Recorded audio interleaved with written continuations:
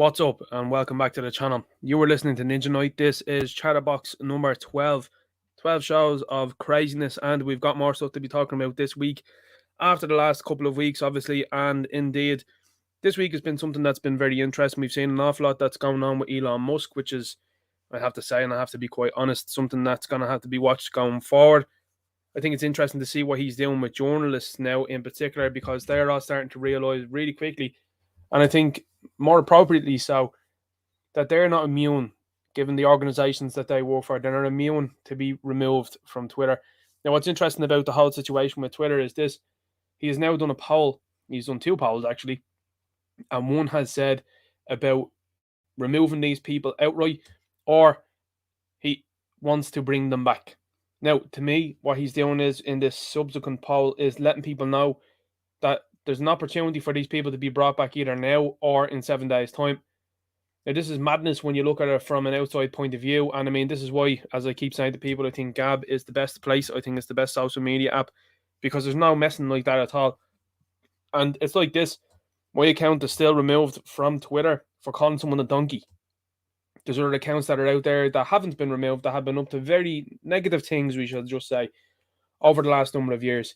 Now you've got actual journalists and other people that are trying to reveal the location of Elon Musk and Elon Musk's children. And he's like, yeah, either ban them for just now or ban them for just like a week. What do we think? Like, that's absolutely unbelievable stuff. You got people that are out there waiting on the wings to come back and enjoy the fun that's going on over there at Twitter at the moment, because from what I understand and what I can see, the laugh is absolute 90 over there. Now, obviously, in Ireland, we would use a different word. You'd use a different word, but they don't like it on this platform, so you have to alter that a little bit, you know what I mean? The fun, as we would say here in Ireland, but you have to change it up here for this one. We'll be talking about what's going on as well too, obviously, in Ireland, because I mean, that's where it's all about for us here in the stream. Majorly, you've got a lot of people that tune in from all over the world. It's absolutely crazy to see that this stream does be watched from people all over the world. Now, I mean, they could be part of the diaspora, or it could be people that just want to tune in and listen to this Gonzo production and see what's going on over here, because you're not getting any news from this production that is biased in any way insofar as the mainstream media telling me what to say and do. That's what you're getting from other ones. And I mean, as I said before, you're looking into who's owning these people and who's owning these organizations, and you're understanding very quickly that it's the same gang, really, one of two gangs really, that own them all. So to me, that's not really anything that's independent, and it's not something that you want to be doing or listening to. And personally speaking, myself, they're the type of people I like to listen to. I like to listen to independent voices rather than any of the mainstream. Like, it's great listening to Tucker Carlson and all, but I'd much rather listen to Salty and see what's going on in his way, because I know from what I can see with that guy that that's just that guy's opinions. Now we'll jump into the show. And before I jump into the show, obviously, as well too, I'll jump into the chat. Make sure you at Ninja Night in the chat if you have something to say or a question to ask later on. That'd be absolutely fantastic. It just makes my job an awful lot easier going through the chat then later. They still haven't updated this to be able to see it in, like, they do it on the YouTube app, they do, but in StreamYard or anything like that, they don't have the ability for you to be highlighted. So it's just a little bit fussy and it's a little bit messy. So sometimes towards the end, if you hear me trying to go through the chat, you're like, this guy is just taking his time. It's not the case. I'm trying to do as best I can, you know what I mean? I'm trying to sift through them and see the app. Probably would be easier to do it on the app, though, all things considered, but we'll see. We'll wait and see how things go, but much appreciated for that. And thanks to everybody that likes, shares, and subscribes, and supports the channel as well too, with the links in the description down below. Thank you. Derek McManus is in here, says good evening all, hope is everyone as well. He was at Ninja Night in the chat if you have a question or comment for the host. Much appreciated, much appreciated. Borova 101 Forces DAE Vicarja. Good to see you here. Mr. Dice is bleeding Britney Spears late as usual. There's two things you can be very sure about in this world. The Irish government trying to do you over, and me being late. And lateness, tardiness is definitely something that's always something that's accompanying me for a very long time. So look, you know, I do apologize about the tardiness, but I think that's what makes the show sometimes, about the people in the chat as well having a laugh and wondering, like, what's going on here? What's the story of this guy? Anyway, 30 Finn says, evening Ninja, evening all. Satirical Soldiers in here says hello to everyone. Good to see you here. Larger Thing says, evening guys, made the show for a change. Good to see you here. Manuel Godson's in here, says, hey fellas. George Sordy says, hi. Derek Man says, usual suspects every time. Lord Toth is in here, says hi everyone. That's a friend from Canada, funnily enough. Let's keep going now as well. And George Doherty says, I am. Okay. So what we'll do is we'll jump in first and foremost to one of the main stories that I wanted to share just at the beginning of the show, because I think this is very pertinent, and I think this is something I've been talking about with people for a while. I said this not too long ago, that Stephen Kerr needed to get on this, and it looks like he has, and I think that's great to see, and I hope that he keeps us updated with relation to this, because this is super important. Now, as I was talking to someone during the week, because when you see some of these lefties that are out there that have been making some very, in my opinion, very defamatory claims. I even seen one today there that was made about Derek Bloig, and looking at it, I was saying to myself, surely has a very serious grounds here for defamation, and what's been said in that tweet in particular. And I think when you see what Stephen Kerr is doing, I think it's important to note that this is the way, in my opinion, that is to be dealt with, because there's lots of people out there that see these sort of situations and they say to themselves, well, I'm not going to do anything about that. I'm just going to grin and bear it and keep going with it. This is going to make these people think twice about doing something like this again. And I think that this is very important, because the fact that this was captured all on film, as you've seen before, I think it's important to make sure that people are held accountable, because what will happen is these people indeed won't feel emboldened to do what they are doing anymore. And what will happen in future is they won't think about doing something like this again. So let's have a look at the video that Stephen has put up here on the Irish Inquiry. This is the Irish Inquiry's Instagram, by the way. So we'll play along there now when this gets going. Make sure we have sound as well too.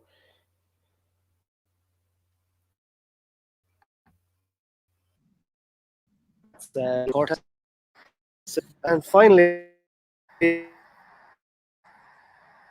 this incident, let's go.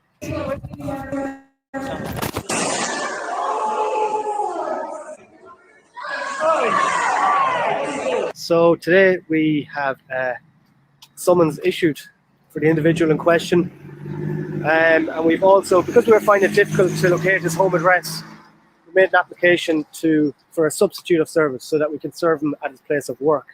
So we do know where he works. So he's going to get served by by ordinary post and by registered post today. And we're going to see him in court on the 11th of January. And if he's not there, we'll be applying for a bench warrant for his arrest. So he's going to deal with it one way or another, as well as this criminal charge, of which I'm the prosecutor. There's no Gardaí, there's no DPP involved. This is done under the common informer process. He's going to be charged, or the allegation is assault and criminal damage. So as well as this criminal case, there'll also be a civil case taken against him. The criminal damage. So there's still time if he wants to get in touch and resolve the issue, but not long to go. One of your colleagues assaulted me there. Did you see that? I didn't even talk to the Gardaí about it. But did you see that? Did you witness that assault? No, I didn't. All right, if you can read that. So that's the way to do it, in my opinion. Like, you've got a lot of people that are out there that'll say, well, you should get really angry and you should get really upset and you should do this and you should do that. No, to me, as I keep saying to people, respectfully, peacefully is the way to do things. And what was happening in that video, as you quite clearly saw there, was something that wasn't respectful and certainly not peaceful, was done upon Stephen Kerr. And this is what he can do and utilise then in his favour, please God, going forward. Now, I think it's interesting what he said there about Gardaí not bringing the charge towards this individual. It is himself. I think that that's a fascinating way to go, and it's something that I've heard an awful lot of people talk about in our circle, insofar as people not feeling like that they would get a fair trial and they would not get the backing of the justice system. I mean, how sad is that as well, when you know exactly that these people on the left-hand side predominantly are in the wrong, and yet people don't feel like that they're going to get a fair whack at it. And they're right. I think that they're very much so tuned into what's going on and tuned into how things are happening, and they're tuned into who is getting suspended sentences, which beggars belief. Well, it doesn't really when you think about these things. But what happens is now people with Stephen Kerr in mind will hopefully take these types of roads going forward. And I think that that's going to be something to be seen. And I think it's something that has to be done, because I think someone has to do it first to let these people know that there's going to be no messing around in future. So let's have a look at the rest of the show and see what's going on here. Now, what we're seeing here, first up, is an article from fastcompany.com, and it says Archaea Bio once started working on a Voldemort that could be administered to cattle, sheep, and goats. Just raised a seed round of $12 million, led by Breakthrough Energy Ventures, the climate-focused fund started by Billy. And what they are looking to do is they are looking to give these things to animals. So this was something that was considered a theory not 2 months ago. And people said, well, look, they're not going to get people that are out there that are interested in these things. So what they're going to do is they're going to use the animals instead. And that's something that has popped up over the last 2 months. And people said, no way at all. Well, there you go. That's what you're getting now. You're getting out with these. So this is out there. It's coming from fastcompany.com. And you can bet your bottom dollar these type of things are going to be happening because these people have been holding meetings themselves. This fella, again, involved in a meeting in the last couple of days that is saying something very similar. He's talking about the reduction of things across the world. As you know, it's never anything that's a positive. It's always a negative. So it's to be expected. But as I said, this is why they want you to move towards, these things are all done by design. There's a reason why they want Tesco to be the only one to produce the likes of meat for you. They don't want the butchers in the market because butchers can look into where this meat has come from. They can question what is going on with the meat. But if you're at a big company, they're not going to do that. It's not going to happen. That's not what they want to do. It's not in their wheelhouse. What they want to do is they want to be able to sell you whatever they want, however they want, and whatever they want, whatever they want, I should say. What we have here is Stephanie Roach now explained the name change after Shamrock Rovers move. Something that I keep seeing with this woman here, 2 out of 10, I think, has been very generous here, but she's been heavily pushed by the media for the last number of years. Now, that Puskas thing was an absolute disaster when she was given the ability to go to the Puskas and compete with the likes of Cristiano Ronaldo and Lionel Messi in a goal of the year. I mean, she scored a goal against a girl that wouldn't get anywhere near a professional level in sport at all. And to me, you see those type of goals scored every weekend on a Sunday morning in pub teams. But they pushed this woman forward, and as a result, has found herself now on RT, and she's commentating on the men's game. Now, to me, I think that's absolutely insane when you have such an individual commentating on the men's game. She has no idea about the pressures that come with the men's game. She has no idea the financial, consequences of a team losing a massive game or anything like that. These are people in the women's circle, by the way, that only in the last couple of years did they come forward and were able to be given, tracksuits, I think, by the FAI, because the FAI didn't recognise them really whatsoever. Which isn't an absolute shock, because here's the thing. Who's paying in to see women's football? Not very many people, and not only are not very many people paying into that, but they're not drawing the crowds. And here's the thing. This is something that women should be supporting. If you are all about women and the women's game, you should be the one turning up to it. But what happens every single time when they don't support and when they don't fill these grounds? Blame it on men. You already told men not to go to these games. So what's the point? What's your game? You know what I'm saying? But what you're seeing is a love-in with the media with this individual, and you'll keep seeing it, and you will see then in the next couple of years then that there'll be some sort of massive comment made by this individual that they'll all get behind, like they'll talk about, for example, that she is going to be, an all-time scorer or an all-time record holder or something with Ireland, and then she'll come out with some wild statement. They'll be like, Stephanie's great. You're like, well, really? But they have it on RT. Anyway, you've got here a Dublin Live rally. It says, live motorists warned as East Wall protesters to hit roads once again. We'll keep you updated on all the latest traffic news. And I said, fair play to the people of East Wall. This is something that's still going on, which is great to see. And it's great to see the energy that's been put into this by people. What has been made abundantly clear, I think, now, and for people to understand this, and they do. And I think it's wonderful that the people of East Wall have gotten to this point and they've made their statements. And their statements, I've been having a look at it. And they said, I think it was last week, that they wouldn't be talking to any government officials nor any party members anymore. Now, I was absolutely delighted to see that, because what these government officials and what these parties attempt to do is they attempt to keep talking and talking and talking and draw it out and draw it out and draw it out and hope to take the energy out of the people. The people have now realised over the last couple of years that the power lies with them. And if they decide to say no to this and they don't want to have it, then they shouldn't. This sort of carry on isn't happening in the likes of Dalkey. It's certainly not happening in the homes of any of these politicians. They're not bringing any of these individuals in. But these people are expected to suffer all of these reckless decisions that are being made at a very high level that haven't had any consultation with the people of the area nor the people of the country. And what I've seen as well too since then has been some statements that have come out there from some of the people that are claiming to be leaders of this, and they're talking about a referendum. Listen, the worst thing you can do is ask for a referendum. And the reason for that is this.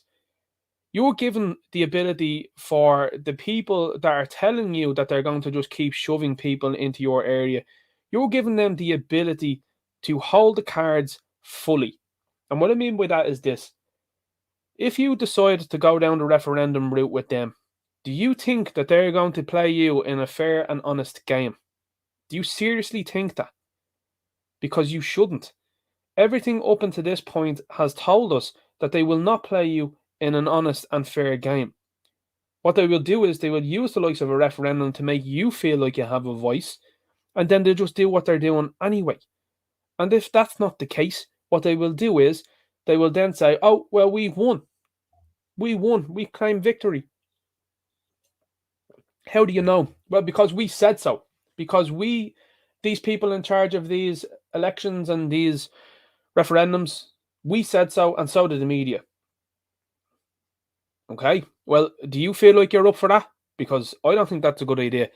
I think it's a very poor idea. But what is happening is now people are starting to realise that power is with the people, and if the people decide now we're not having this, then it's not a runner. And that's why the likes of what's happening with the cash stuff as well has been very interesting to witness, because people have decided to protest outside the likes of businesses. It's obviously cost businesses serious money, and a lot of them have reversed their decision on being a cashless premises.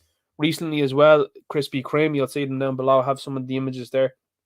But Krispy Kreme have said that they are going to go cashless. If you have people protesting outside of that, that's going to cause bother for them, and they'll eventually revert to using cash. Do I think some of these places should be forgotten? No, I don't, because they attempted it in the first place.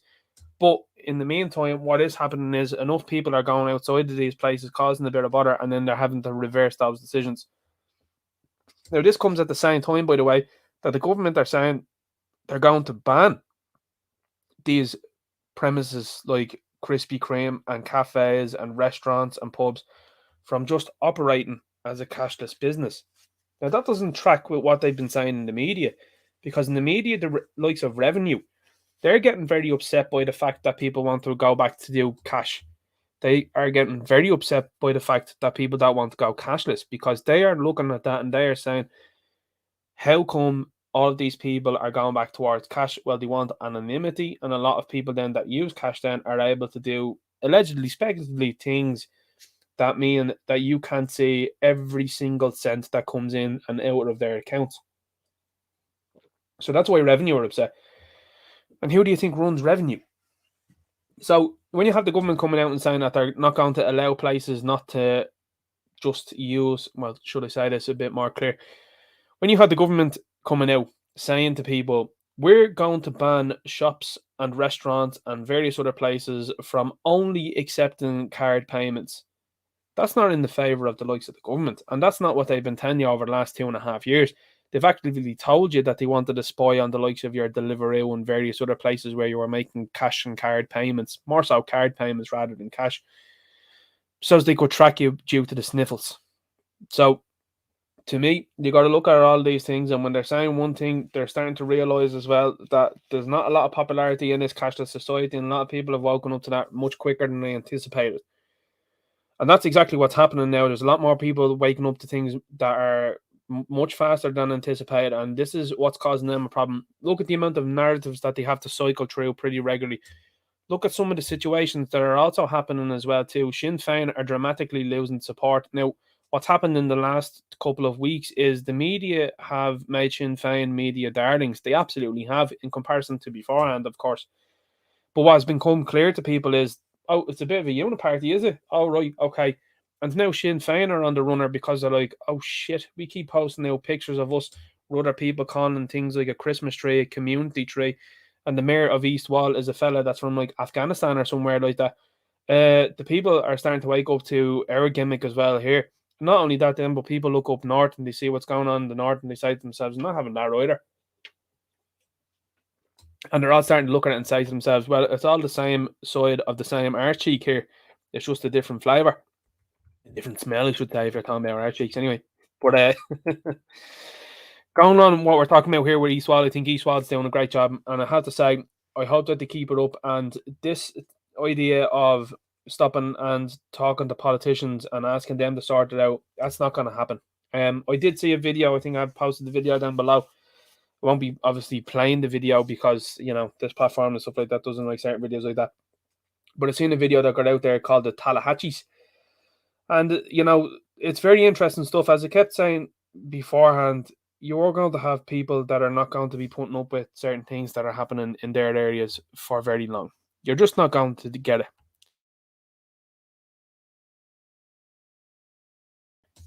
Now with the Tallahassees, what you're getting is you're getting a group of people that are allegedly, speculatively, coming together because they've said to themselves, right, enough is enough. Now, as I said to you before, I have friends from different places around the countries, around the globe, and the way I phrased that, absolutely awful. I have friends that are from different countries. One friend in particular from Romania. And this guy has explicitly told me that the carry-on that is happening now wouldn't occur in Romania. He said it just wouldn't, you know. And I'm not going to delve into too much of what he was saying or how he was saying or anything like that. But he just said the people wouldn't tolerate stuff. He said it's not to do with the government. It's not to do with the police. It's not to do with anything else. He says the people wouldn't have had it. So I found that to be very interesting because I said to him, I was like, well, what do you mean? And he was just like, if the government or the people decided that they wanted something different and it was opposing, he says, the people won. He says, because the government, he says, has to bow to the people. And I said, that's fascinating. I said, because a lot of people here in Ireland think it's the opposite. They think that they have to bow to the government. They don't seem to think that we're private citizens and that these people are public servants. And, you know, the word public servant being the most appropriate word, servant, is supposed to be applicable to these politicians. And he said, yes, absolutely. He said, I wholeheartedly agree with you. He says, and here's the thing. He says, people here in Ireland, he says, seem to think that these people are on some sort of pedestal. And I said, well, yeah, I said, because they've been used by the media over the last couple of years, I said, to put people onto pedestals and tell them that they're this, that, and the other. And he said, yeah, he says, it's absolutely the same. He says, but when he grew up in Romania, he says, there wasn't anybody that was watching TV. He says, there was nobody to pedestal. He said, so it was, you know, Bojan that was down the road. Bojan was the strongest fella in the village. He says, he was the man. He says, you looked at him and Bojan says, nah, not having that. He says, everyone was rowing in behind Bojan. He said, do you know what I mean? So he was like, that's how it went. He says, and he says, it's starting to revert that way. He says, you can start to see it now. He says, people not caring about what, you know, we'll just take, for example, Brian O'Driscoll or his wife or whatever, Ryan Tubby. He says, you're starting to see people get away from that. He says, and not care about what these people are saying. He says, but they're starting to put, he says, a bit of water, he says, into what Christie is saying down the road. He says, and Christie's well respected, he said, within the community. And I just don't know how heartedly agree. So I think you're on the money on that one. And this is what's happening now in East Wall, in my view. You're starting to see people now that are gathering together going, who's saying that there? Micheál Martin saying that? Sure, he doesn't live in East Wall. So what's he know? And that's where it's at now. People are starting to go, well, sure, what do they know? And they're absolutely right. I think it's brilliant to see. Enoch Burke, over 100 days now in jail. He says, I am not looking for a Christmas gift. Enoch Burke rejects chance to be released for school holidays. Now, obviously, the way the media have written this as well is to make him out to be someone that's not going to accept it and that he's being unreasonable. No, the idea is this. They wanted to release him for the school holidays and then incarcerate him again. So he was like, sure, that doesn't make any sense whatsoever. You want to give me some sort of gift of Christmas or something like that, but you're still going to bring me back and sit me inside of a jail cell for something that you know is fundamentally wrong. And that's ultimately where it's at. So I have to say, I think he's doing great stuff here. I think he's sticking to his word. And the longer that this is rumbling on, I think the longer and the better it's getting for him because, and I mean, I know people will say, well, that's ridiculous, Ninja, because he's in prison 3 months and this is the way things are going, which is you've got people running around the country, not a bother whatsoever, who have been up to very nefarious things. And you've got this guy out here that's ultimately said, I'm not calling a boy a day. Now, people can argue, and they will, and I'm sure they can, about the fact of the way he took his grievances up with the board and the principal. But you're living in a world now with people that were happy to harass people about wearing a paper mask over the face for 2.5 years. So I don't think that questioning, especially in public, is a big problem. I don't think that's a problem whatsoever. And I think that if more people did that, I think you'd be in a far better world than what we currently are. This whole idea of sitting by and saying nothing and saying, oh, I don't want to get me, I don't put my head in the line or neck on the line for that one there. I have no interest in that. I think that's over and done with now. I think people are starting to look at things and they're starting to look at it and go, yeah, your man's bang on there. What's your man Kanye West saying over there? Well, he's putting his neck on the line majorly there. What's he doing? He's paying $200,000 a month to Kim Kardashian. For what? Why is he doing that?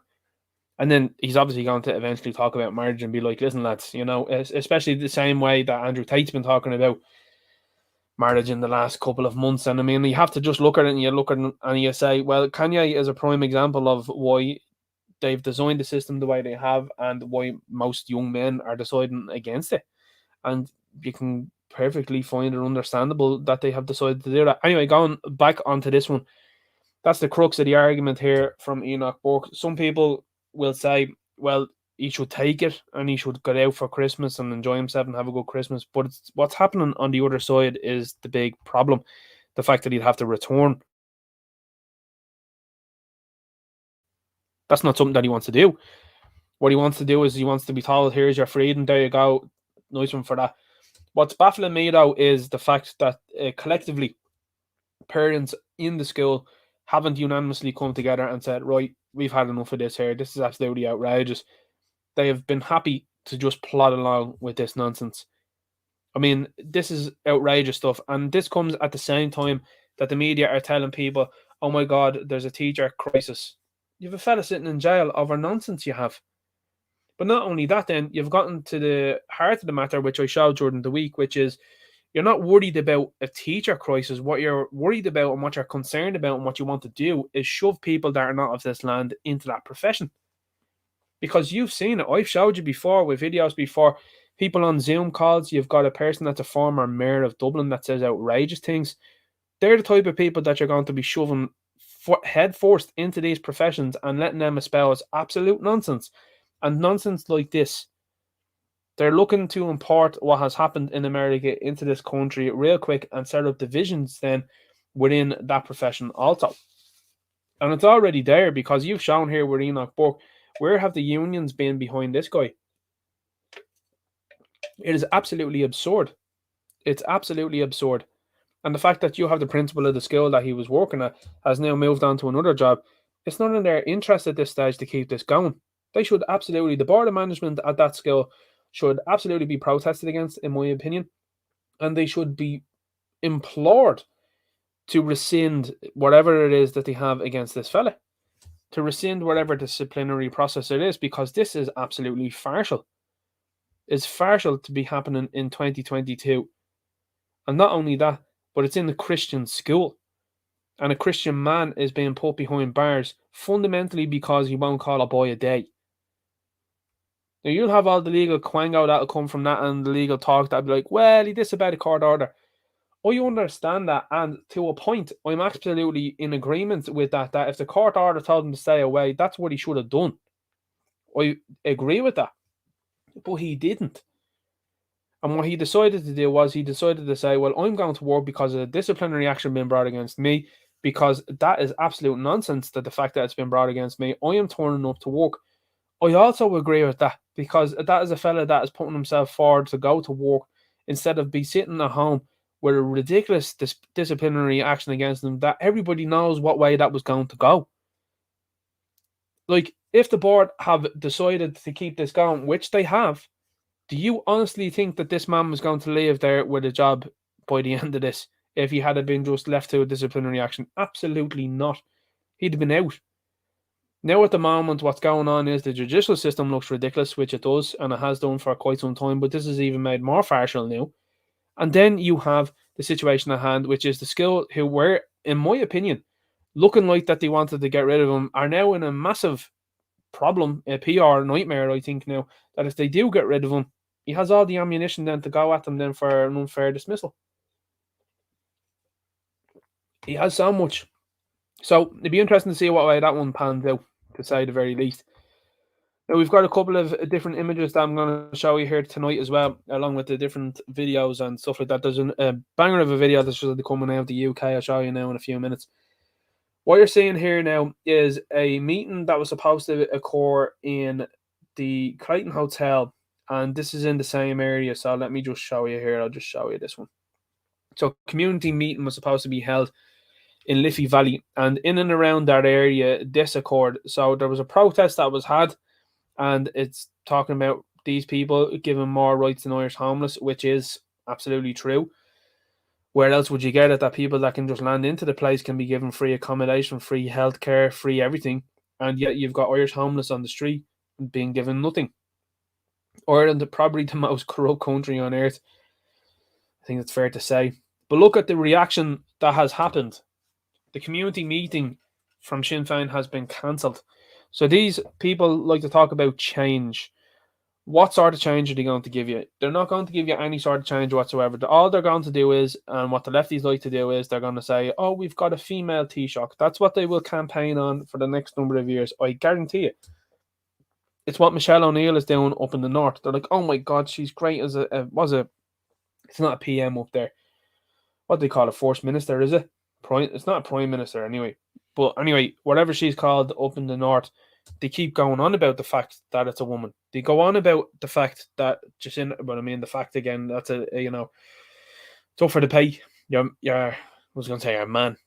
Are there in New Zealand, they like to talk about that individual and say, oh, first woman Prime Minister and all that. They want to do the same. Well, they didn't want to do the same because that would have been Thatcher beforehand. But they wanted to make comments about the fact that Theresa May was Prime Minister, Liz Truss, all this sort of stuff. The same thing with Kamala Harris there in the USA. This is the same sort of stuff that will happen here in Ireland. They will try and utilise the fact that Mary Lou McDonald is a woman to try and give her every opportunity away from criticism. Now, again, you've got Mary here, you've got the Harry Potter lookalike here, and you've got this other fella as well too, Mark Ward. This fella is infamous on Twitter for posting up some guiltball statuses and siding with things that are very much out there. But what's starting to happen now is, and I fully believe it, is people that are in Sinn Féin have been long time Sinn Féin members and advocates, I would say, are starting to look hard at the party. They're starting to look at the membership. They're starting to look at who is running these things, and they're starting to look at it and they're starting to not recognise who it is that is running. They're going to themselves, well, you've got people that are up there now that are espousing all sorts of open border policies. They're talking about how my rights and freedoms and civil liberties been taken for the last couple of years have been A-OK, but the country having open borders is no problem at all. They're starting to look at that and they're starting to say to themselves, well, I don't know if I'm all for that. And in these areas, in these, more so working class areas that these people would have thrived upon beforehand, they're now not anymore. And Sinn Féin are being questioned, and they're being questioned very seriously, more so than they ever have been on the mainstream media and in the latest questions and in the Dáil beforehand. The reality of the situation now is this. The electorate have woken up and they have now said to themselves, well, it doesn't look like any of these groups here are going to sort anything out. And as I said before, I've talked to people that are big Sinn Féin supporters and they've said the same thing. They have said one of two things. They have said, well, I think that, Dublin's going to be a no-go zone in the next 10 to 15 years. And my answer is always this. Well, isn't that hilarious? You being a Sinn Féin member and advocate, and that's the way you're thinking. You're thinking about ceding territory. You're thinking of running away. I was like, and this is supposedly a party that's supposed to be somewhat tough. Like, what are you talking about?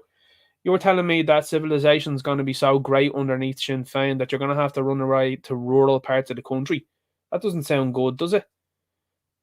So you've got one aspect like that, and then you've got the other aspect then of people that are Sinn Féin supporters that are genuinely concerned because they're like, Sinn Féin are not nationalistic nor Republican enough, and there's going to be more that are going to come out. And I'm like, yeah, that's already happening, and that's going to happen. But as I keep saying to people, it's never too late to get into this party. And indeed, if you get 4 or 5 people that get into that party, you get someone with a bit of money behind them that's interested in being a patriot and interested in being a nationalist. I think you could see the fortunes being changed in some of these parties very quickly. I mean, you look at what's going on in America, and the bottom line is this: what's going on in America? A lot of people ain't interested in Don anymore. They're starting to look at it and they're starting to say a lot of milquetoast stuff being said by himself. He had opportunities to sort things out for 4 years, didn't get it done. And you're telling me that he was conned by everybody around him. What's the fella in Florida doing? What's he saying? He said he's going to investigate these companies. Oh, I'm all for that. What's he saying? The boy large mansions, if they're going to mess about, they're going to find out. Yeah, I'm all about that as well. And what else is he saying? Anybody that's messing about is going to find out. Oh, and that's what's starting to happen now. There's starting to be movements happening within those organizations, and you're starting to see now. I mean, look, Ron DeSantis might not be the be-all and end-all, and it's quite possible that he won't be. But at the very least, what has happened is something seismic has happened, and it has shifted now so much so that people are actually clamoring for a DeSantis, and I mean him himself, to be president in 2024 because they've had enough of having to put up with the other side of the spectrum. And this is what you will start to see here now in this country. You'd see people that are looking at this situation, which they already are at, and they're tired of being put second best in their own country, not even second best, but even last place, I think, in their own country. And then they're being called all sorts of islamophobes. Then when they start to notice something is going awry, and that the very people that are supposed to be protecting them for any sort of badness are the very ones that are helping her on. So that's why, I mean, look, speculatively, allegedly, you were seeing a community meeting being cancelled here now because, and I think this is going to become more frequent, by the way, because these people are going to start realising pretty quickly, especially when they start canvassing, if they even attend the canvass, they're going to start realising when they start canvassing that people are not happy about what's going on. They're not happy about the fact that, and people are getting more and more attuned, well, I should say, more and more tuned into this situation, which is bills are flying into the doll. They're flying into the doll. There was even one there, I think, recently over the last 2 or 3 days there where they were talking about a solidarity bill. I think Satirical Soldier was talking about it. A solidarity bill with the country with the blue and yellow flag. An absolute scam that everybody knows about now. And they want to fund stuff over there. Now, I'll have to dance around that a little bit. But they want to fund stuff over there to the tune of millions. Yet they're telling you that they've no money, and they're telling you that you have to pay more tax, and they're telling you then that your prices are going to go up by over 50%. They're saying this in articles. They're telling you that 2023 is going to be the worst year ever. They're actually telling you in advance that the next year is going to be horrific. 12 months. They're telling you it's going to be horrific. So when these people are coming out there talking about time for change, there's not just time for change. There's time for serious alterations. And very serious alterations that need to be made very quickly. And you look at each and every party now. Has there been a leadership contest in Fianna Fáil? No. Has there been a leadership contest in Fine Gael? Look at the scandals that keep happening in Fine Gael.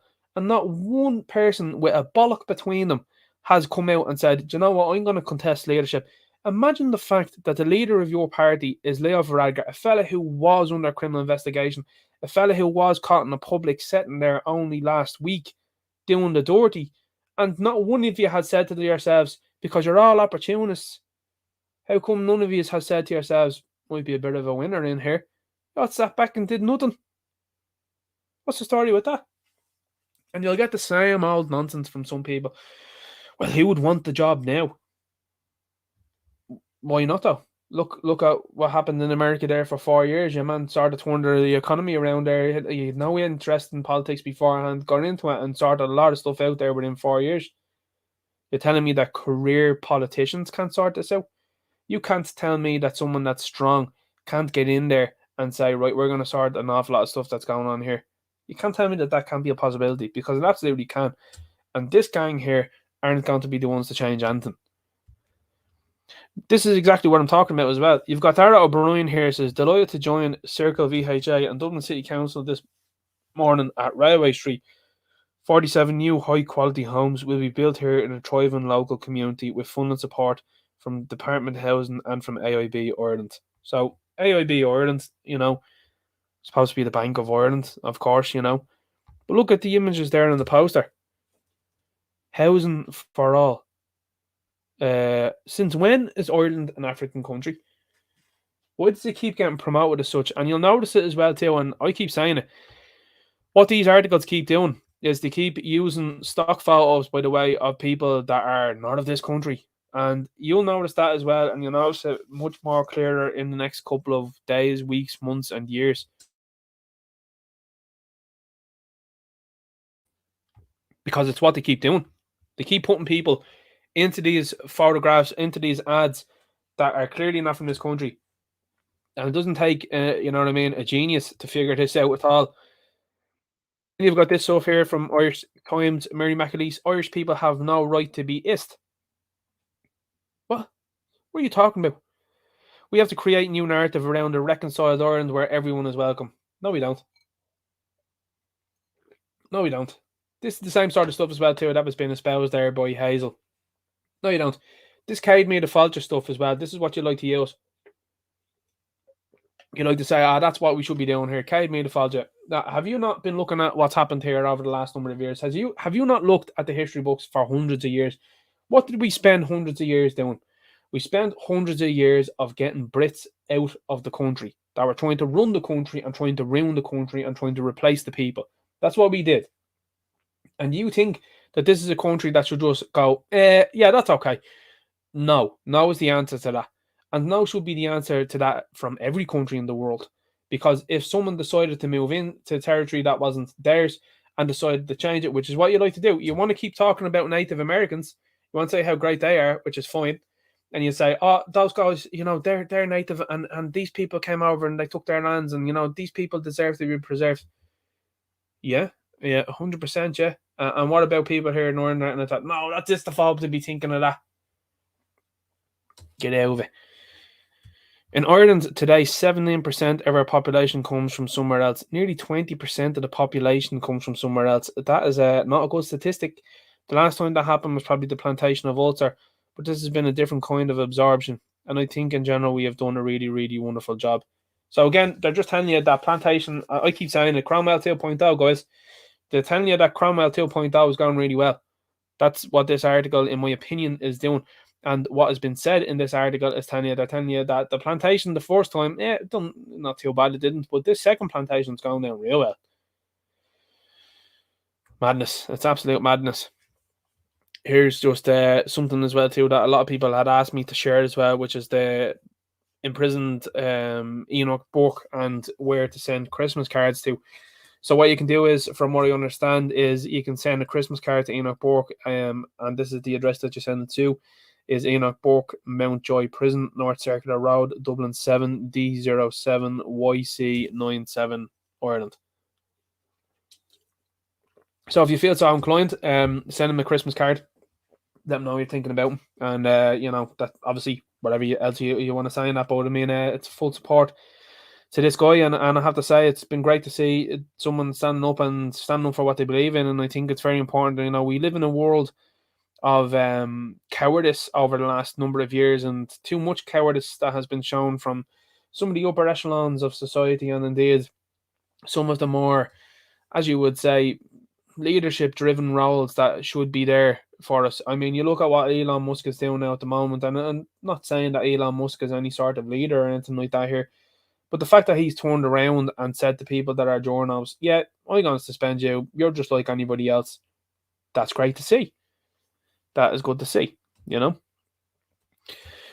What you've got here, Stephen Donnelly says free stuff is being extended to 26-year-olds from January 1st. More GPs and pharmacies continue to sign up, ensuring national coverage. Free stuff there, 2,200 GPs signed up, 1,850 pharmacies signed up.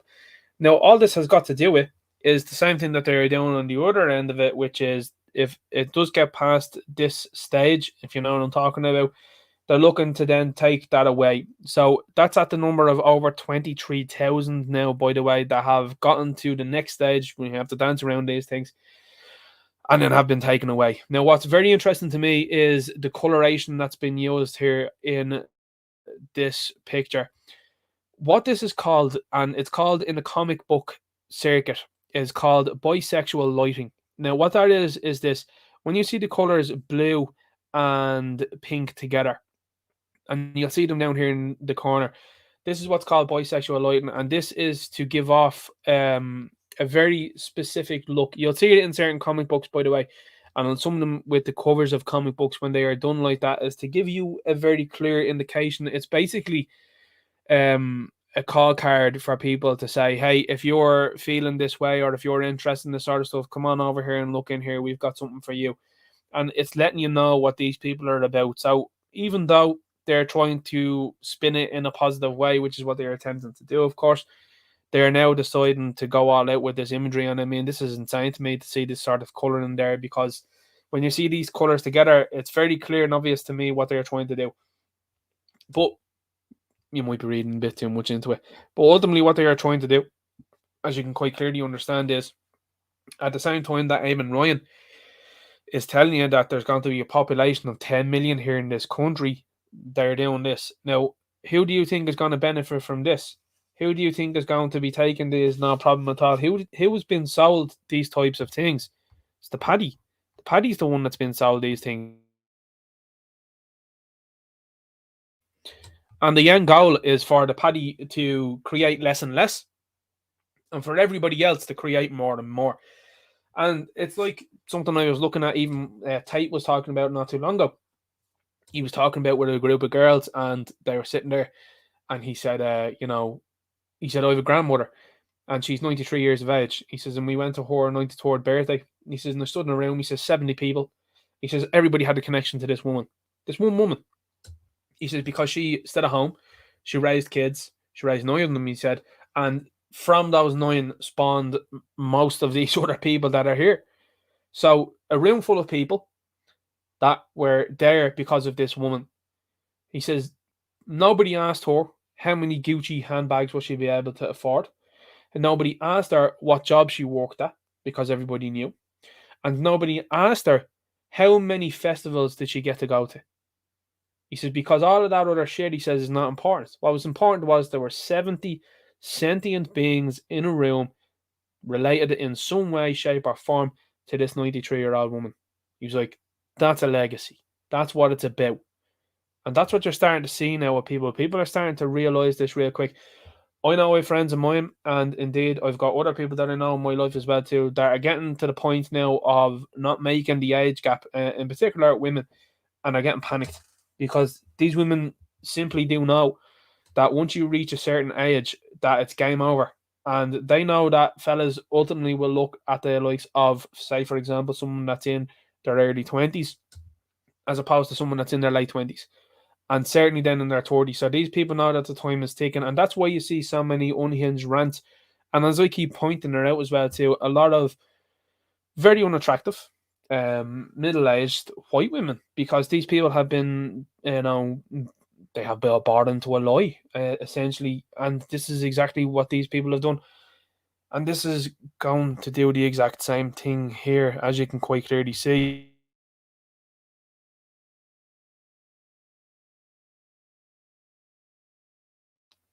Now, what you're looking at here, I think as well, when you're seeing these things, is people starting to look at these things and say to themselves, well, 26-year-olds from January 1st.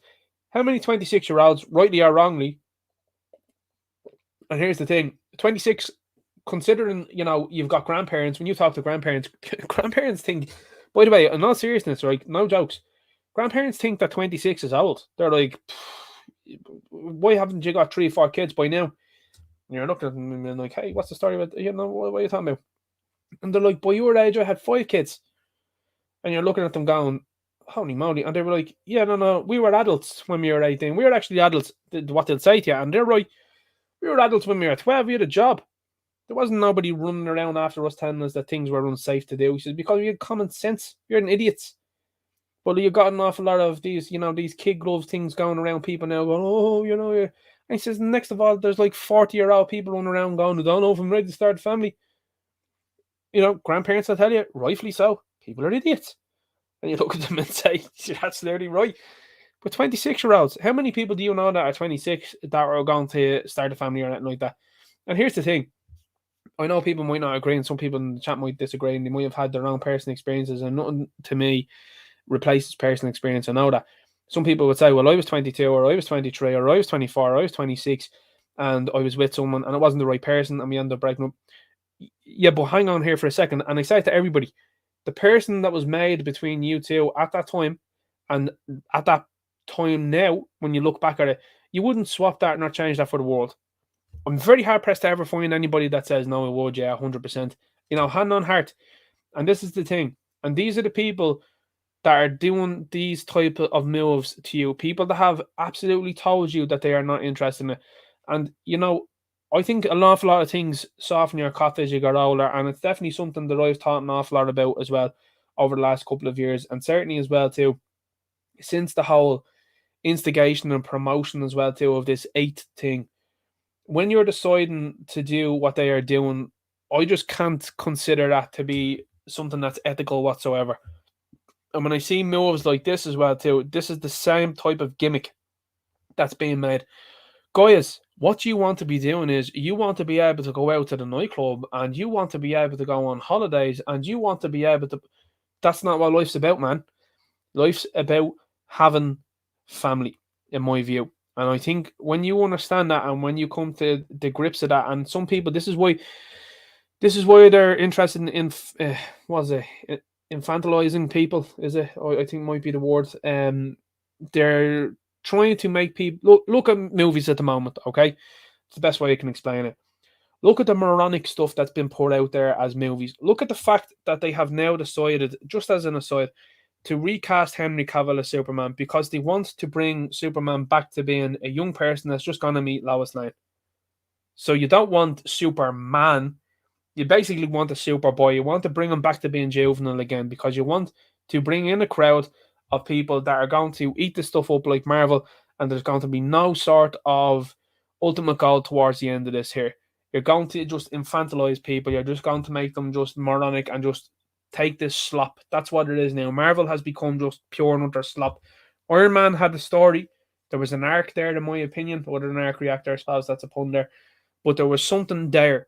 And Disney, they took her over, and to me, they veered off into the wrong direction. But what they have done is they have, you know, pushed characters forward that have been super juvenile with no end goal. I mean, look at what they've done to Thor. Thor was a character that was due to inherit the throne of Asgard. Ends up doing it in a buffoonery type way and ends up losing it basically immediately. So the gravitas from the first movie that was there about the throne and him taking over from Odin is completely gone by the time they get to Ragnarok because they decide to make an absolute bumbling idiot. And that's what people have to look at. So on the flip side of that, what Zack Snyder was trying to do was trying to say, okay, guys, we have a story, we have a growing pains version of Superman that's going to get to the end result, and he's going to become Superman. He's going to show you how to basically look at things. And they're like, nah, we don't want that. Anyway, long-winded way of telling you that at 26 years of age, these people want to keep nannying people, and they keep wanting to give them free things like this because, as I keep saying to you before, there's some people that are going to avail of this, and there's some situations that are not going to happen, and courses and points in life that aren't going to happen now as a result of this. And I think that's very sad, you know. And I mean, look, here's the thing. I know plenty of people in my own life as well that were 18, 19, and they had a child, and, you know, I talked to them, and at the time when I was 18, 19, I certainly looked at them and was like, I don't know how you're doing that. I really don't. I don't know how you could have the mental capacity for that, like, at this moment. But then, like, you think of your own grandparents and you're like, sure, they had their first child at 21, they had their first child at 20, they had their first child at 22, whatever it might be. And some other people might say somewhat younger. And you're looking and you're going, that's the way things have been cultivated over the last few years, which is to say that someone that's that age isn't ready. But in the same token, then they're telling someone that's 18 that they can fly off to the likes of the Lebanon and take care of business out there. So, like, that's the way people have been cultivated, and through the media, for sure, they have been cultivated. I mean, look at the recent movie as well too, Elvis. I haven't seen it, but I know somewhat about Elvis's life. And I know the way that he was called a draft dodger. And you look at that situation and you say to yourself, like, this guy was called a draft dodger because he didn't want. Now again, I could be getting some of these points incorrect or anything like that. I'm open for correction here. I know there'd probably be one or two super Elvis fans in the chat or something. But like, he was ultimately, in my opinion, because I changed the way I've thought over the last few years. He was ultimately right. He was going, you want to fly me out where? To do what? To have beef with people that have nothing to do with me? And again, the same thing with Muhammad Ali. I fully agreed with Muhammad Ali, and I still do. Which is like, you want to fly me out there and take my boxing titles from me because I won't go? No way. To fight in a scrap that has got nothing to do with me because you're having a problem? Nah, not into that. And these guys pointed out that, hey, you can be 18 and fly over to this place here, but you're now being told that that's not old enough to have a family. Like, you know, madness. This is another thing that was put out there the other day. Gardaí activism. I mean, it's all over the camp. I mean, this comes from December 8th, 2022. And it's telling you everything that's going the way it's going to go. And I mean, they're talking about zero tolerance and 16 days of activism. There's a very big problem coming down the road, and I keep saying to people that you've got a multitude of issues that are happening here now in this country, and the Gardaí are on one side of that there, where they're going to realise, I think, in the next 5 to 10 years, because you can see the way that they're moving in the media, they want to replace the Gardaí. They don't want, Duffy. They don't want Maguire. I keep saying it. They don't want O'Neill or anything like that. They don't want these fellas involved. What they want is something completely different, and they want people that are going to be doing. And if you haven't seen it yet, would you mind checking out the video that Philip Dwyer has done? Philip Dwyer did a video where he was standing outside what looked to be a factory and was talking to security guards. And the security guard, now bear in mind, by the way, Philip Dwyer is in his own country. Let's just bear this in mind. And he was asking the security guard a question. This guy walks up, closes the gate in Philip's face, and doesn't even answer him. Now, that security guard isn't of this land. That is giving you a very clear and obvious glance into the future, which is you're going to see people that are going to be happy to be here because they're not in a Boristan or whatever sort of kip they came from, and they're happy to be here. So any sort of idiot that's above them that's telling them to do whatever, they're going to go for it, no problem. They're not going to be concerned about anything like that at all. So this is what you're starting to see now. You've obviously as well too got our own people as well too, because Philip shows them in his own video where there's a guy that comes out and he wants to hide his face because he said he doesn't want to be on camera. It's great to see that the guy had some sort of shame anyway about what he was doing. But that's a very stark reminder as to what is going to happen here in the future, and it's very clear and obvious for me to see that that's the type of moves that they want to make. And it's the exact same type of moves that they're going to make here with on Garda Síochána. Absolutely 100% in my opinion.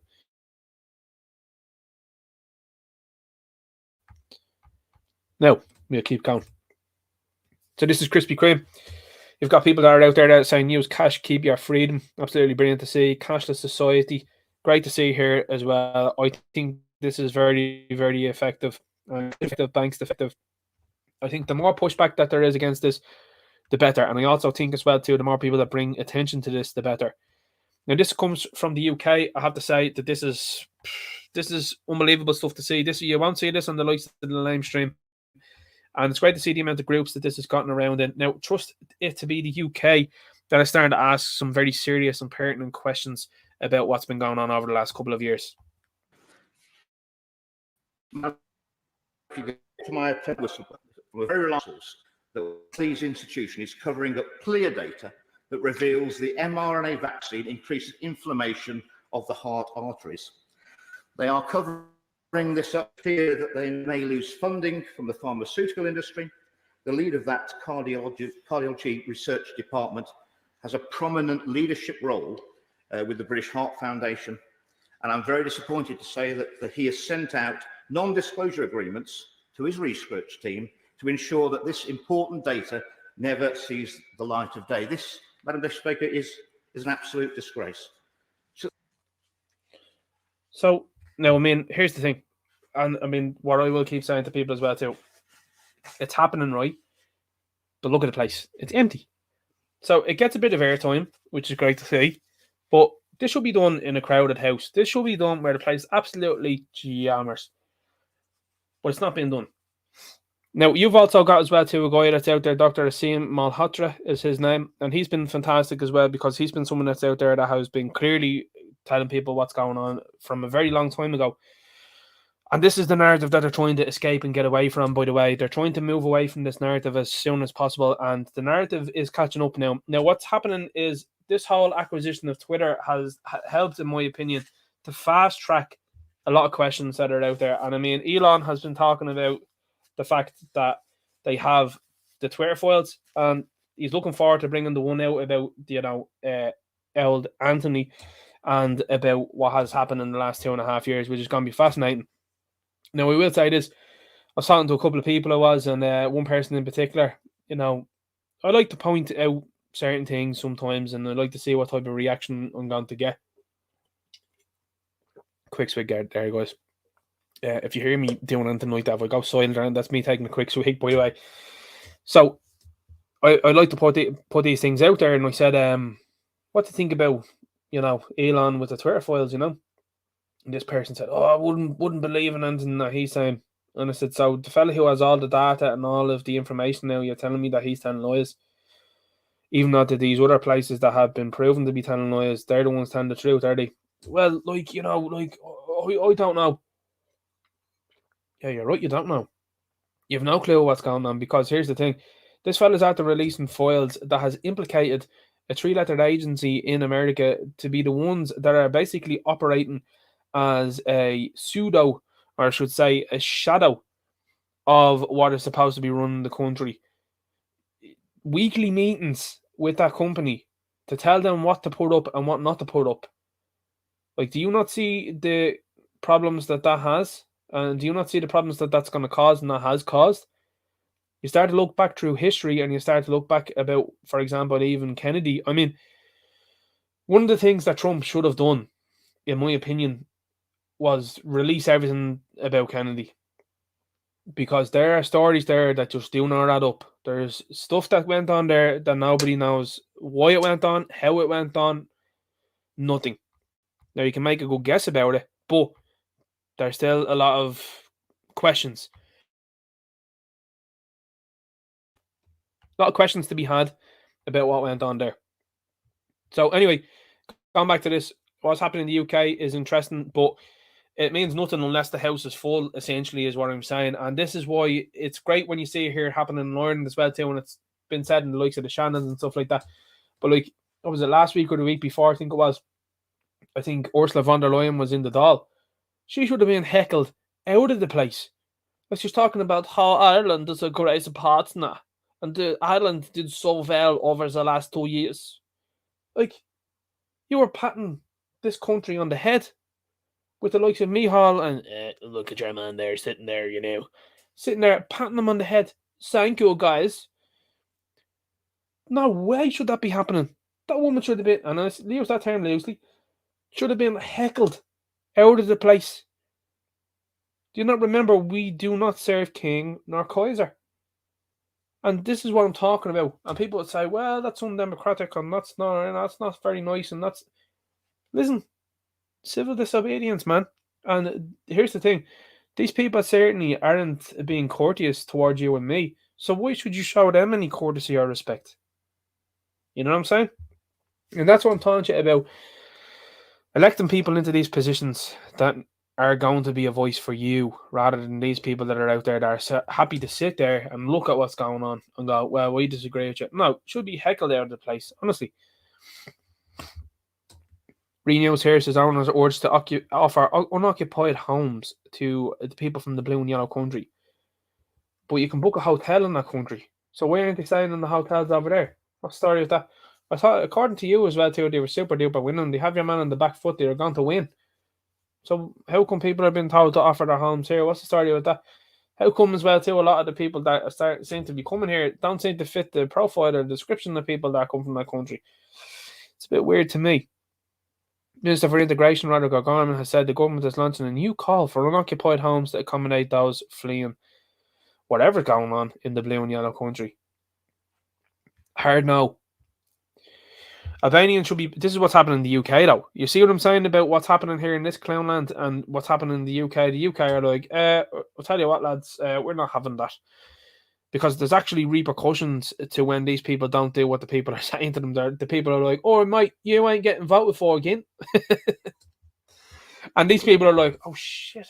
And that's why you see a lot more activity in the UK. Albanians should be barred from claiming asylum in the UK, says Minister. Immigration Minister. Like, I mean, that's the Immigration Minister in the UK.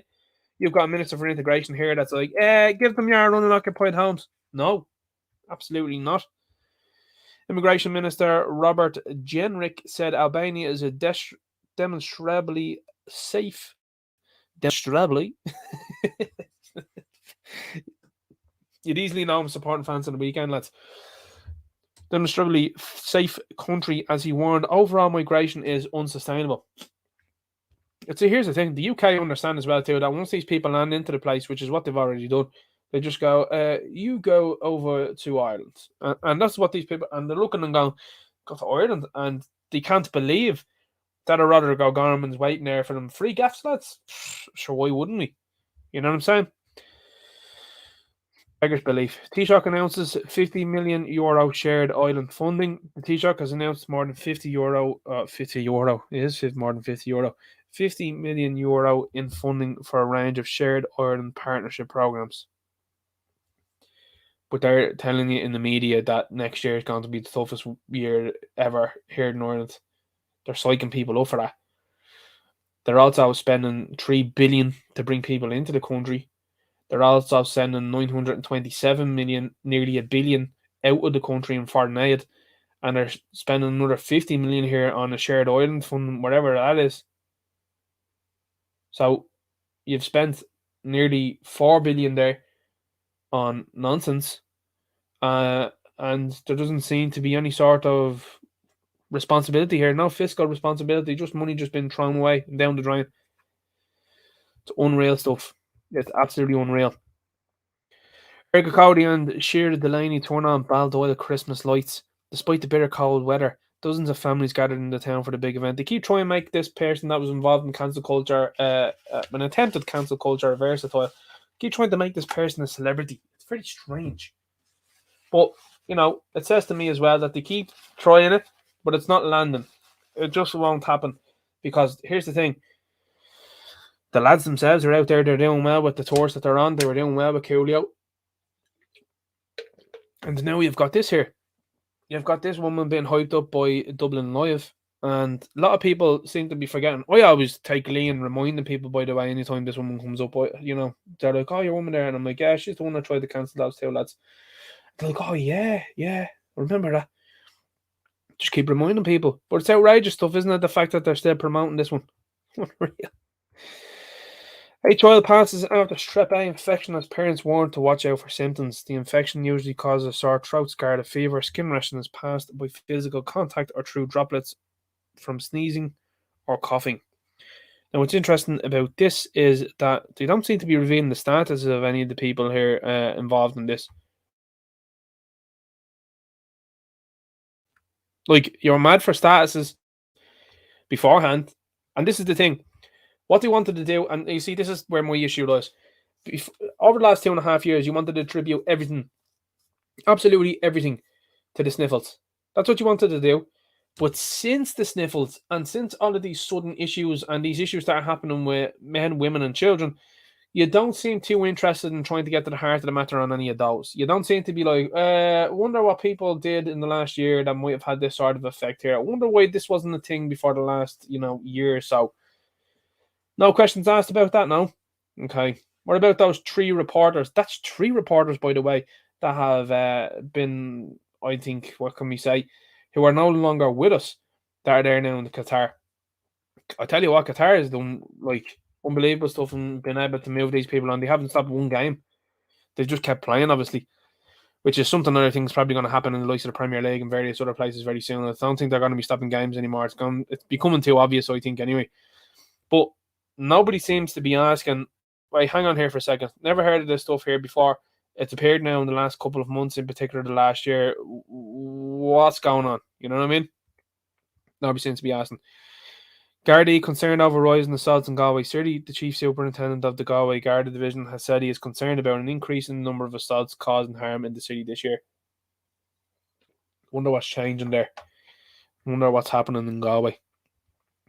Bowes Health deliver toys to kids in direct provision.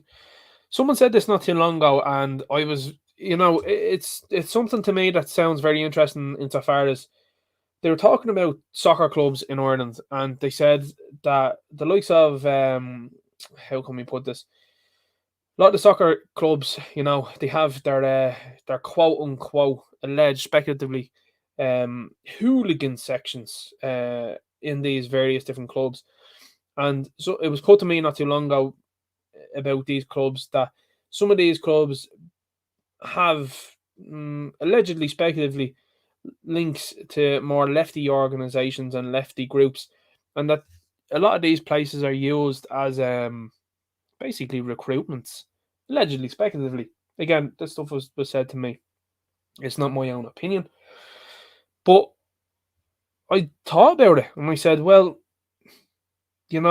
when you have a football jersey, which Bowes did, which was refugees welcome on it not too long ago, you have to kind of question what went on there, and you have to question what the motivation for that is and what the future motivations for that is, because that doesn't just happen by accident. And the difference between what is happening now in the world at the moment and before is, you take what Kanye West has said, right?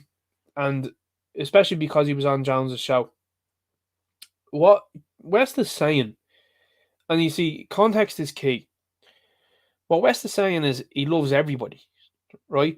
He's looking at Christianity in the truest sense. He's looking at it and saying, the people who have done bad, I love them. The people who have done good, I love them. That's what he's saying about it. But the context has been taken widely out of the situation that has happened. And a lot of people don't get that. But what he is doing, in my view, is he is showing people that even though I might not agree with everything he says, that he still has the ability to say it, and he still should be debated with, and opinions should be debated with that people find to be different to theirs. Because there has been one narrative, and there has always been one narrative for the last number of years, last number of decades, and that narrative hasn't ever been allowed to be challenged. And when you have a narrative that's not allowed to be challenged, I mean, look at the last 2.5 years. You had a narrative there that wasn't allowed to be challenged for the last 2.5 years. And now what you have now is people that are still plugged into the matrix and still don't understand what's going on, walking around telling you that the flu is back. Now, these are the same people that 2.5 years ago, you definitely were in the last year, that when you said to them, this is nothing more than the flu, they were looking at you and going, you're a tinfoil hat wearing lunatic. What are you talking about, flu? Nothing like that exists. You know what I mean? And that's how we got to where we were in the last 2 years. We got to where we were because one side of the argument wasn't allowed to have any sort of spoke, any sort of, opinion. And still, it's getting to the stage where it's still not an opinion thing. Now, what is happening in the last number of months is people are quietly accepting that the last couple of years were complete and utter farce. But they're not saying it. So it's up to you to point it out to them and say, you. Now, as I said before, this is where the likes of my dad is a very important and integral part of my life. And, as I keep saying to you as well too, they build up Hollywood people and stuff like that and all these sort of things. But you look at your own family and parents and you say, they're your heroes. Because he'll question people that are around him. This is the thing, it's where I get from anyway. I definitely don't mind people not liking me. I have never had an issue with that. I've never had a problem with it because I'm secure with myself and I'm happy with myself. And I'm like, well, if everybody in around doesn't like me, that's cool. Because you know what? I've said what I truly believe in. I've said what I believe to be the truth. And if nobody likes me for that, it cost me no thought. And that's something that he always bestowed upon me, Be happy with yourself. And that's what I do. That's just something that I live by. And I see it with him. Like, he talks to his own people and friends and stuff like that, and he'll say the same. He'll say, well, I don't agree with the last couple of years, and certainly I think the wool was pulled over your eyes.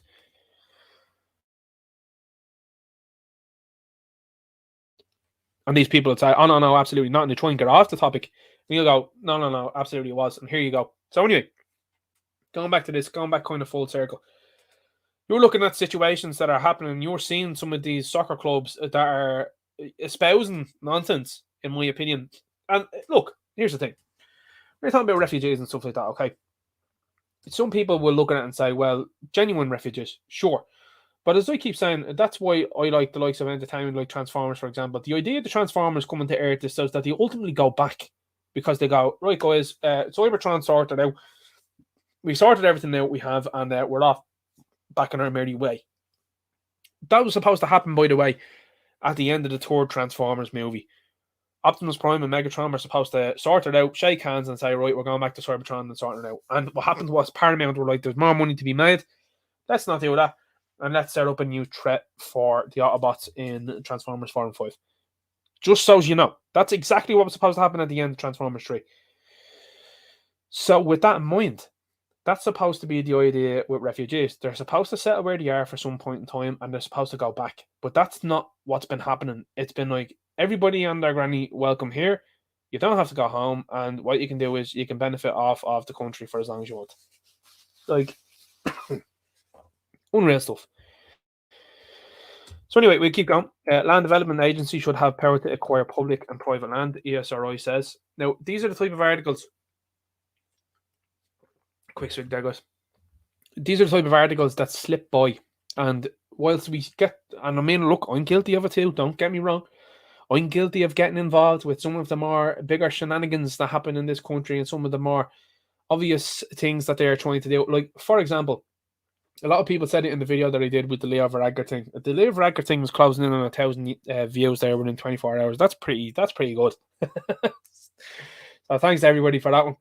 But what people are saying is, and I fully understand, and I have to say, you do got to look at it and you got to say to yourself, well, isn't it interesting how quick that they tried to flip that.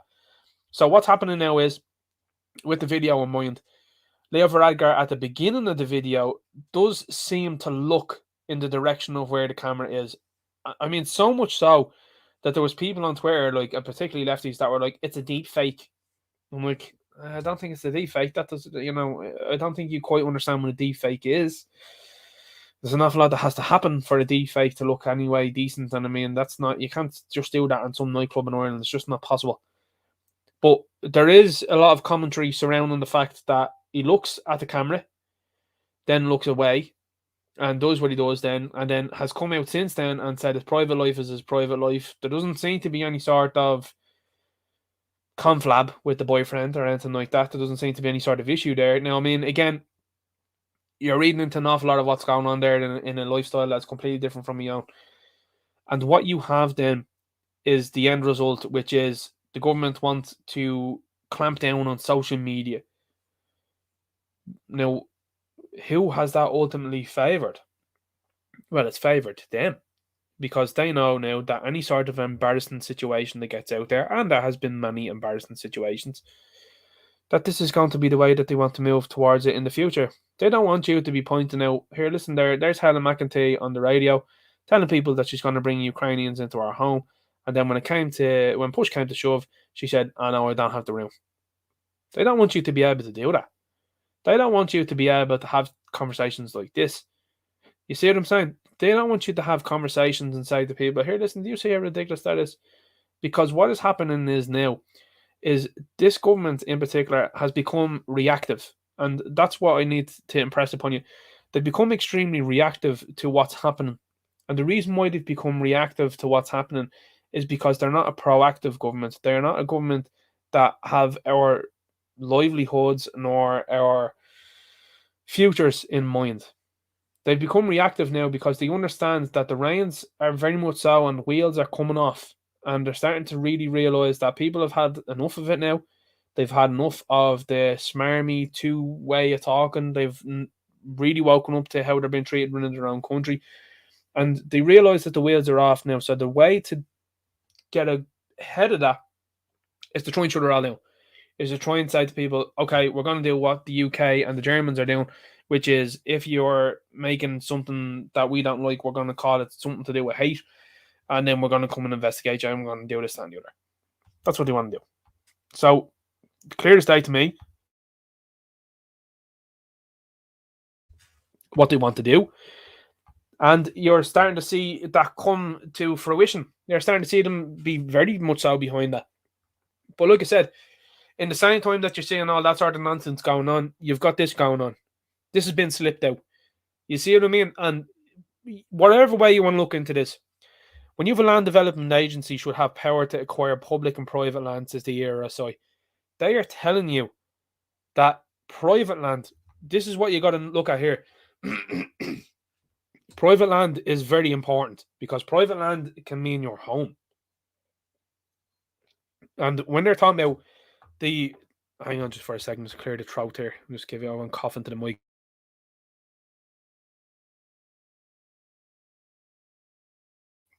I know that sounds terrible, so I wouldn't cough into the mic.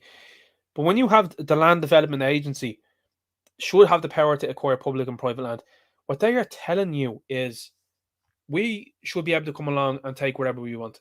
So if you have, for example, and this is what I'm talking about, because here's where they're going next, guys. They're looking at the rural communities in particular. They're also looking, by the way, at people's back gardens here in cities like Dublin. They're looking at people that have built granny flats. They're looking at that and saying to themselves, how can we get more of a slice of that pie? I had it put to me not too long ago by a friend, and they were talking about it, and they were talking about rooms to rent in a house and everything like that. And they were like, Ninja, would you think about, such and such? And I says, I'm just going to stop you there. And they said, what? And I said, just listen to what you just said there. You're asking me, more so telling me, that I should give up space in my home to accommodate someone else that's not of my blood. And they looked and they said, yeah. And I said, right, my family and generations before me didn't do that. What they did was family home, and that was it. Family was the only one that was in it.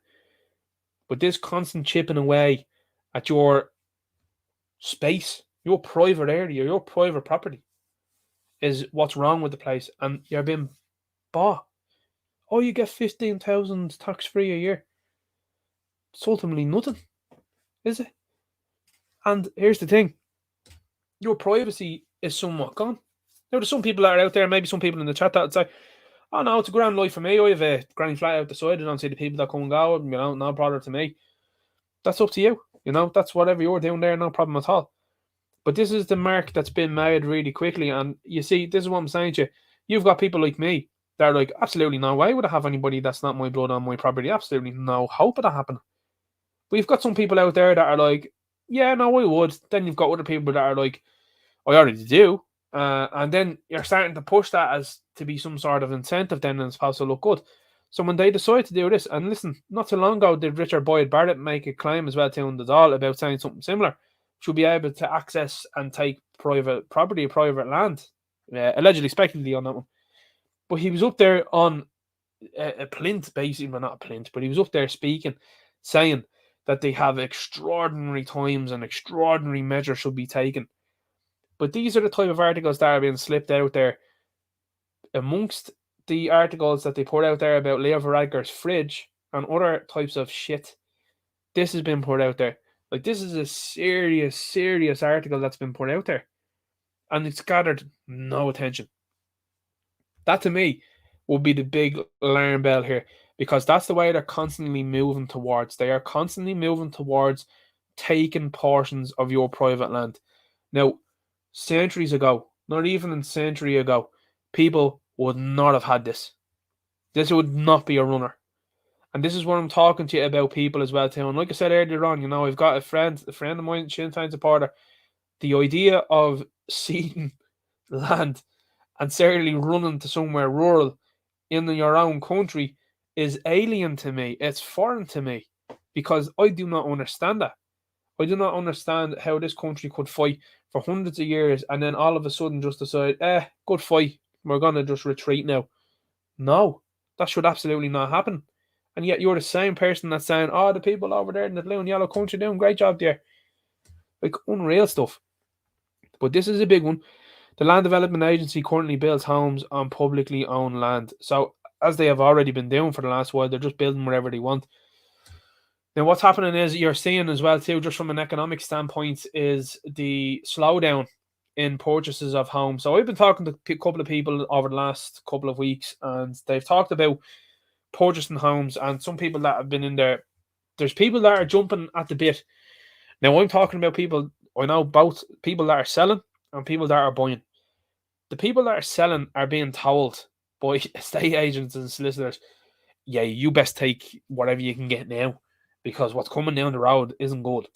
You've also got people that are buying at the moment being told to overpay, because the estate agent, of course, well, too, wants that extra little bit of cut. And look, that's the way we live, and that's the world we live in. And, in my opinion, years ago, when you talk to your mum and dad and stuff like that, they never dealt with estate agents. They dealt with people that owned the gaff, you know what I mean? Instead, that there was a barrier put up between them with this person that wants to get their mitts into as much money as possible. And, that's up to people themselves and whatever they do.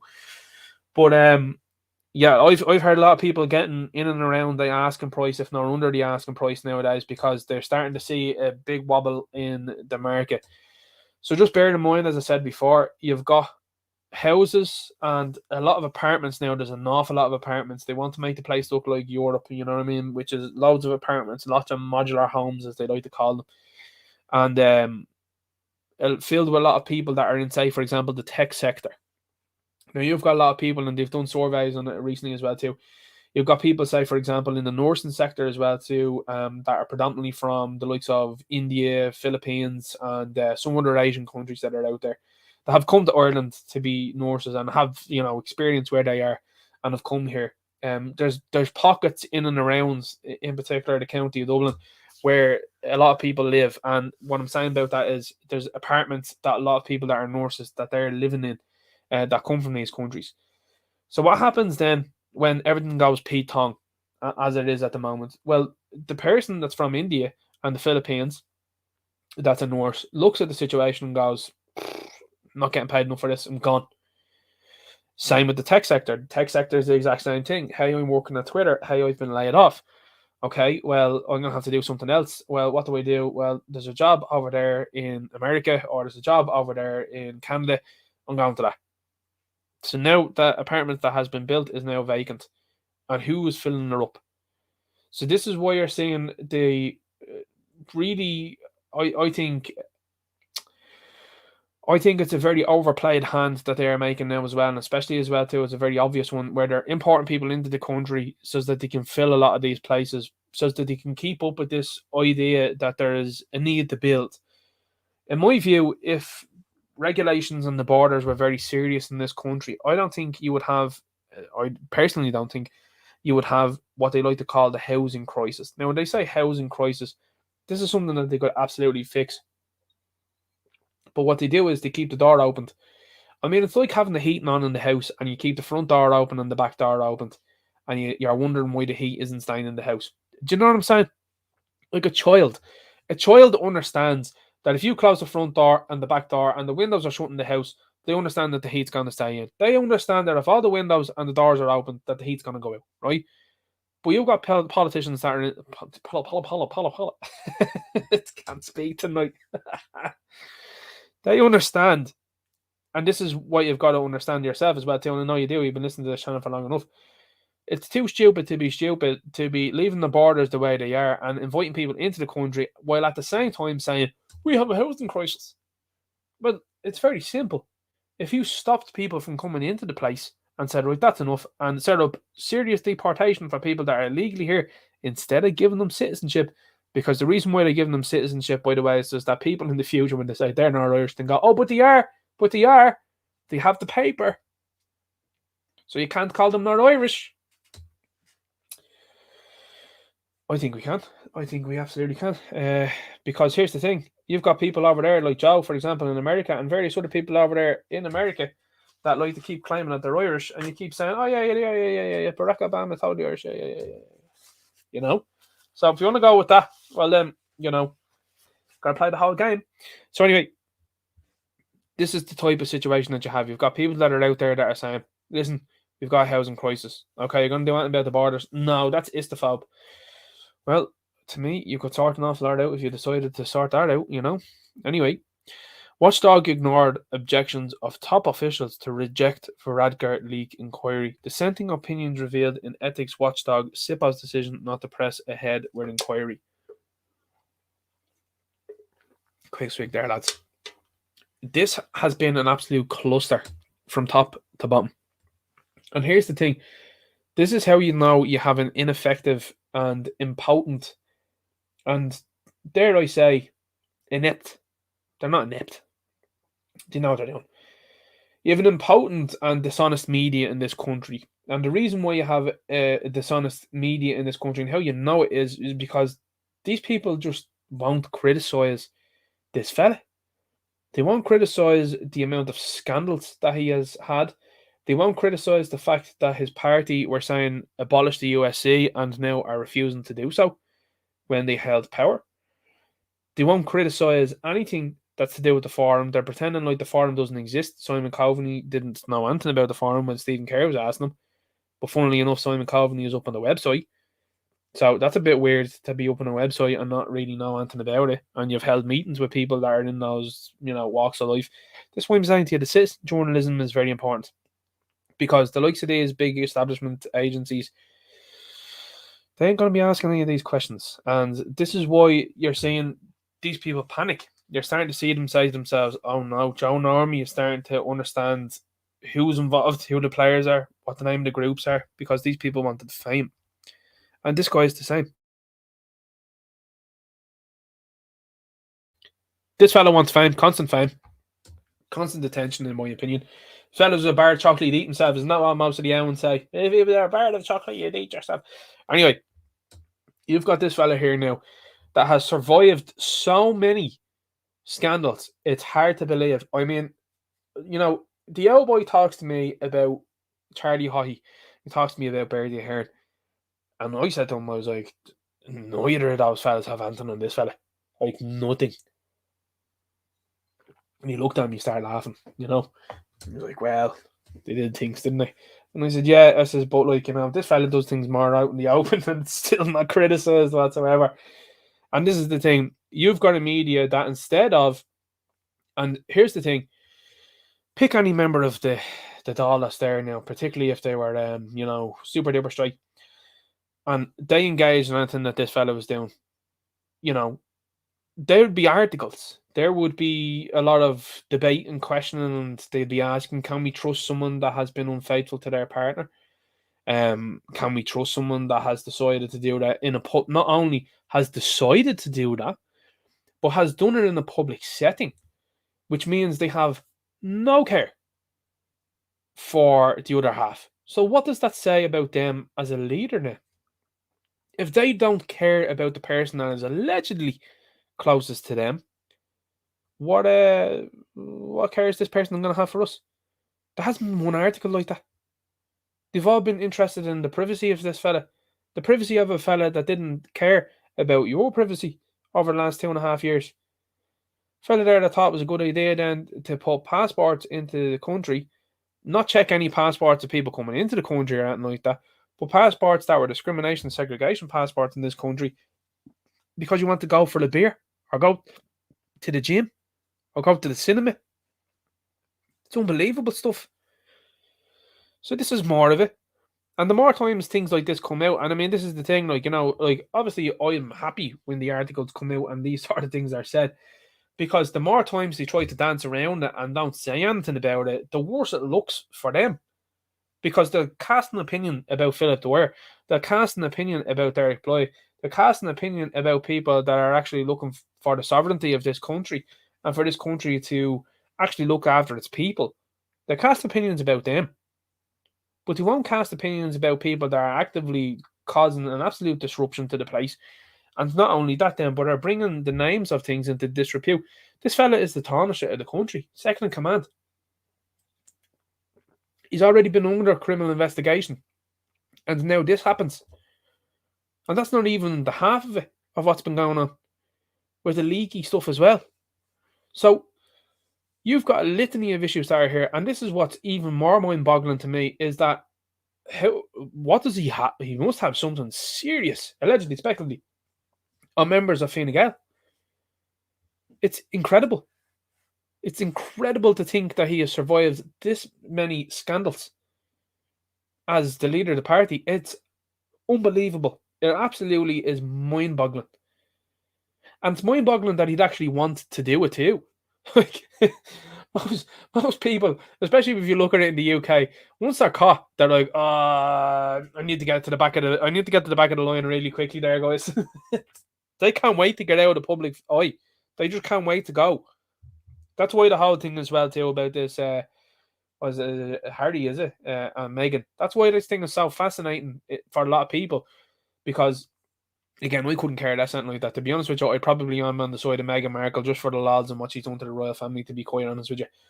But in Britain, they're like, you should just get back to the queue now. Back to the queue now, and let's not talk about you at all. That's what they want them to do.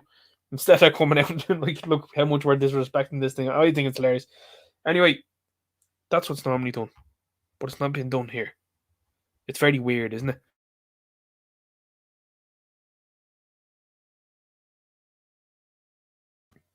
So anyway, let's keep pressing on. We've got mother who pulled kids from public school over woke curriculum. It says homeschooling produces amazing results. So this comes from Fox here. A Texas mother of 4 shared her experience homeschooling 3 of her kids for the first time, and the huge academic advancements they made in reading. So this is something that's slowly but surely coming back as well too, this homeschooling stuff. You know, it's very interesting to me when you talk to people as well. And just as an aside, I suppose, might as well tell you, you know, the Westerns are something that, you know, my granddads and even my father, like, you know, like they loved Westerns. It was always something that I found interesting, you know, John Wayne movies, Clint Eastwood movies, big fan. And you know, something that always stuck with me, and even in this 1883, I'm a big fan of 1883 as well too. There from Taylor Sheridan, you know, more, I suppose, more modern TV show of cowboys. You know, even is it Deadwood? Is it that one as well too? That's another one as well. I heard Justified is good. Anyway, in 1883, they show you this, like, and they show it in the John Wayne movies and the Clint Eastwood movies as well too, about, you know, mothers being at home and schooling the children. And, you know, the cowboy walks in, you know, and they're a day as being the sheriff or whatever like that. And they come back and, you know, what did you learn today? And they talk and stuff like that. And the mother is the primary teacher there in their life there. And I'm looking at that and I'm like, again, I was only watching the cowboy movie recently and something similar happened in it, you know, and I was like, wow, isn't it great, like, to see that? And they're not, only in 1883 did they show something similar, because everything else is pretending like that never happened. That these children were always sent to, say, school and stuff like that. And that's not to say that there was no such thing as school or anything like that. What I'm saying is that the parents instilled their values and their, I think, ideals into the children, and that's why, like, it was always important, and that's why the cowboy went out and did what he did, and that's why, you know, he was sheriff and stuff like that, because he ultimately knew that good morals and standards were going to be set from home. And that was, I suppose, something that was probably not thought about when they were writing it then, but certainly it's been taught by the likes of Taylor Sheridan now. I'm 100% thinking that was the case about what he's been writing now, to show you then as well, look at what's going on here. And similarly as well, you're seeing the same here. Like I said before, and I said during the week there, you're seeing the Irish language seriously under attack now. So much so now that they want to take it out of the requirements to be a teacher here in this country. Like, that's going to cause serious chaos. And it's another thing then that they're going to use to try and bury the Irish language for good. Now, I got a couple of comments in that video, and I got majority of the comments obviously very positive. And again, I like to see comments as well too that disagree. But I had some comments as well that just showed utter disdain for the Irish language. And again, it was something I talked about in the video. People that have been, you know, conned by the media and by the way people speak about Irish over the last number of years. people that didn't have a good time at school. Certainly, you know, I speak to my own parents and they talk to me about how they were treated at school, you know, by people that weren't related to them.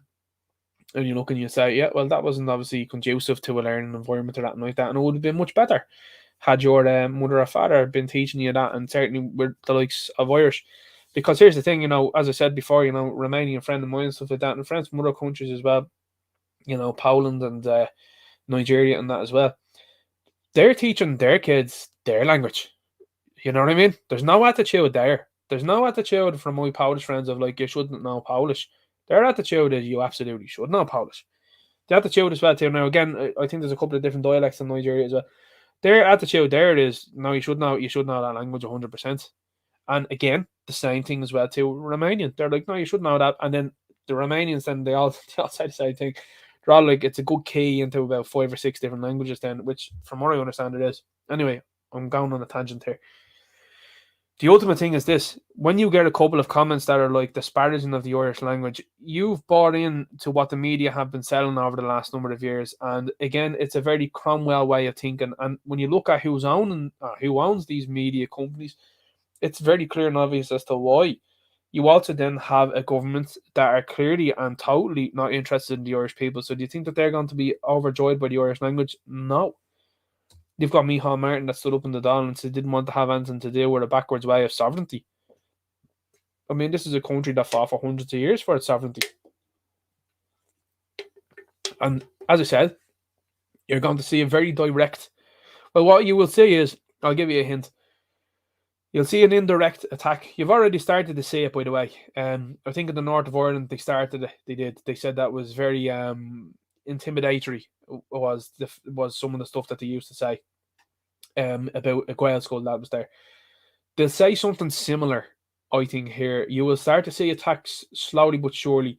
They will probably talk about the demographic of the school. They'll probably talk about the fact that people don't want to, what is the word, integrate in mainstream skills. And what they will talk about then is how the Gael schools are exclusionary. And they will look to bring down the level of Irish that's needed for a Gael school to try and shove the in diversity. And again, that's another attack upon that. So anyway, we'll go on to the next story now in a sec. Just give me a moment.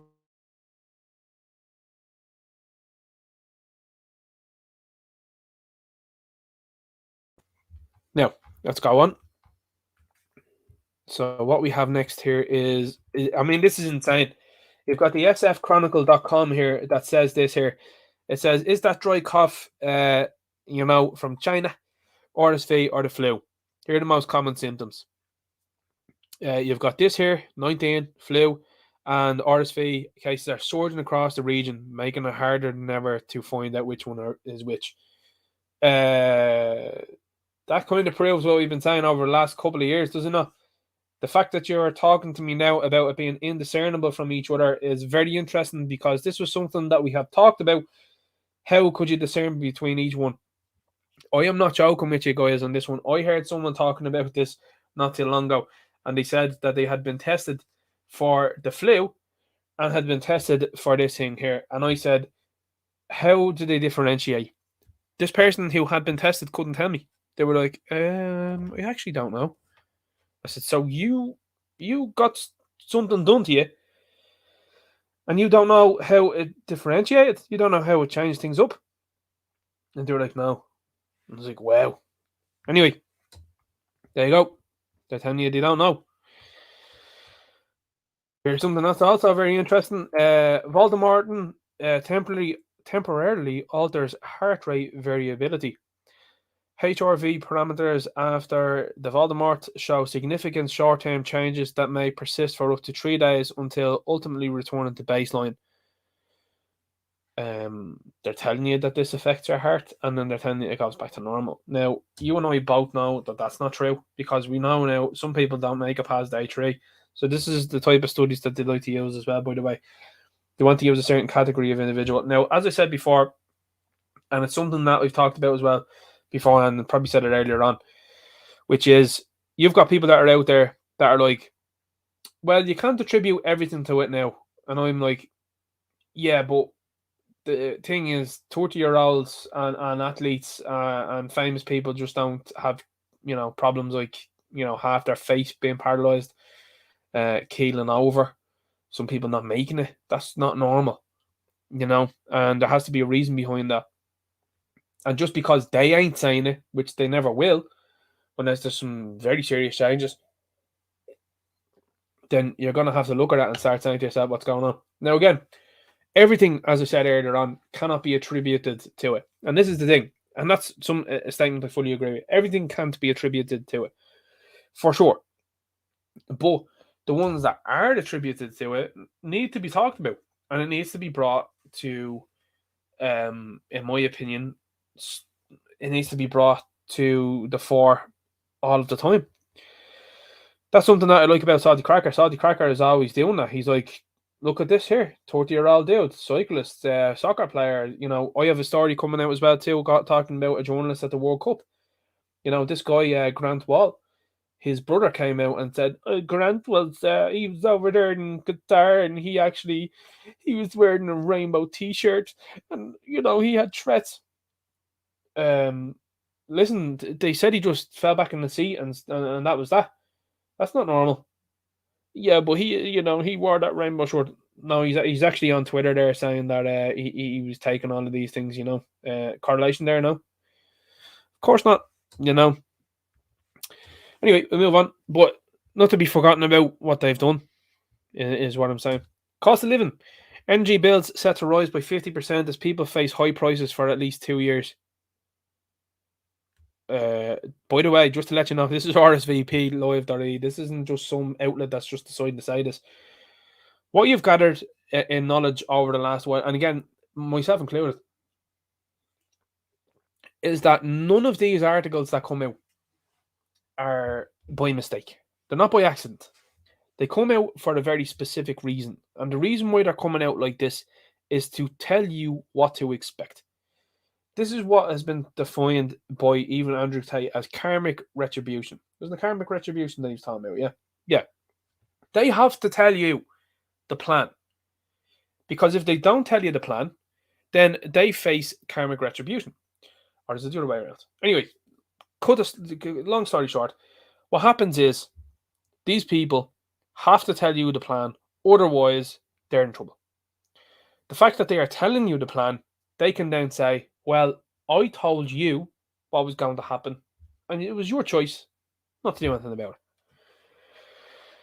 Now again, as I keep saying to people, calling for resignations is not going to happen. It's just never going to happen in this country. What you need to do is you need to be running for these positions and against these people in elections. And an important position that needs to be taken up by a base patriot is the Attorney General.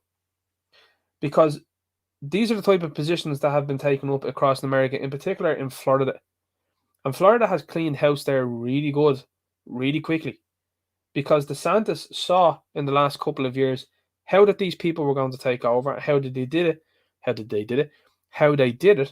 in other states and other counties. And he said to himself, I'm not going to have that happen here in Florida. So he then decided to make sure that everybody that was in top legal positions were people that were on the red side of the line. That's what needs to be happening here. You need people to make concerted efforts to get into these positions so that it makes these people's jobs more difficult, that when they try to put out shenanigans like this, that the Attorney General or someone else there goes, hang on here for a sec. That's not going to happen. Now, I'm not saying the Attorney General holds all power or anything like that. What I'm saying is that if it makes it more difficult for these people to just do what they're doing, then that's the important thing to look at that. So you need to be talking about massive positions that need to be taken over here in this country.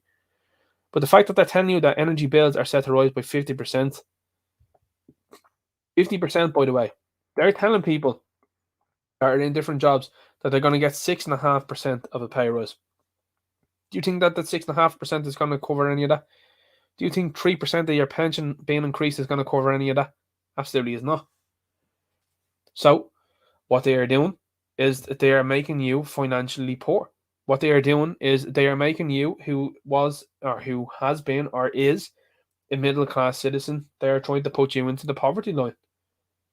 They're trying to put you to make sure that you are going to be at the bottom rung of the ladder, and it's going to be you and it's going to be them.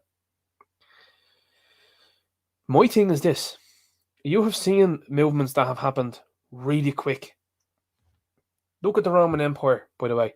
The Roman Empire fell due to the fact that they kept increasing taxes. You've got the Americans, by the way, that turfed the British out over tax on tea. Now, a lot of the problem that we see in the world nowadays, in my opinion, comes from America. Because America is a trendsetter, and it's also somewhere that shows people what is currently okay and what's not.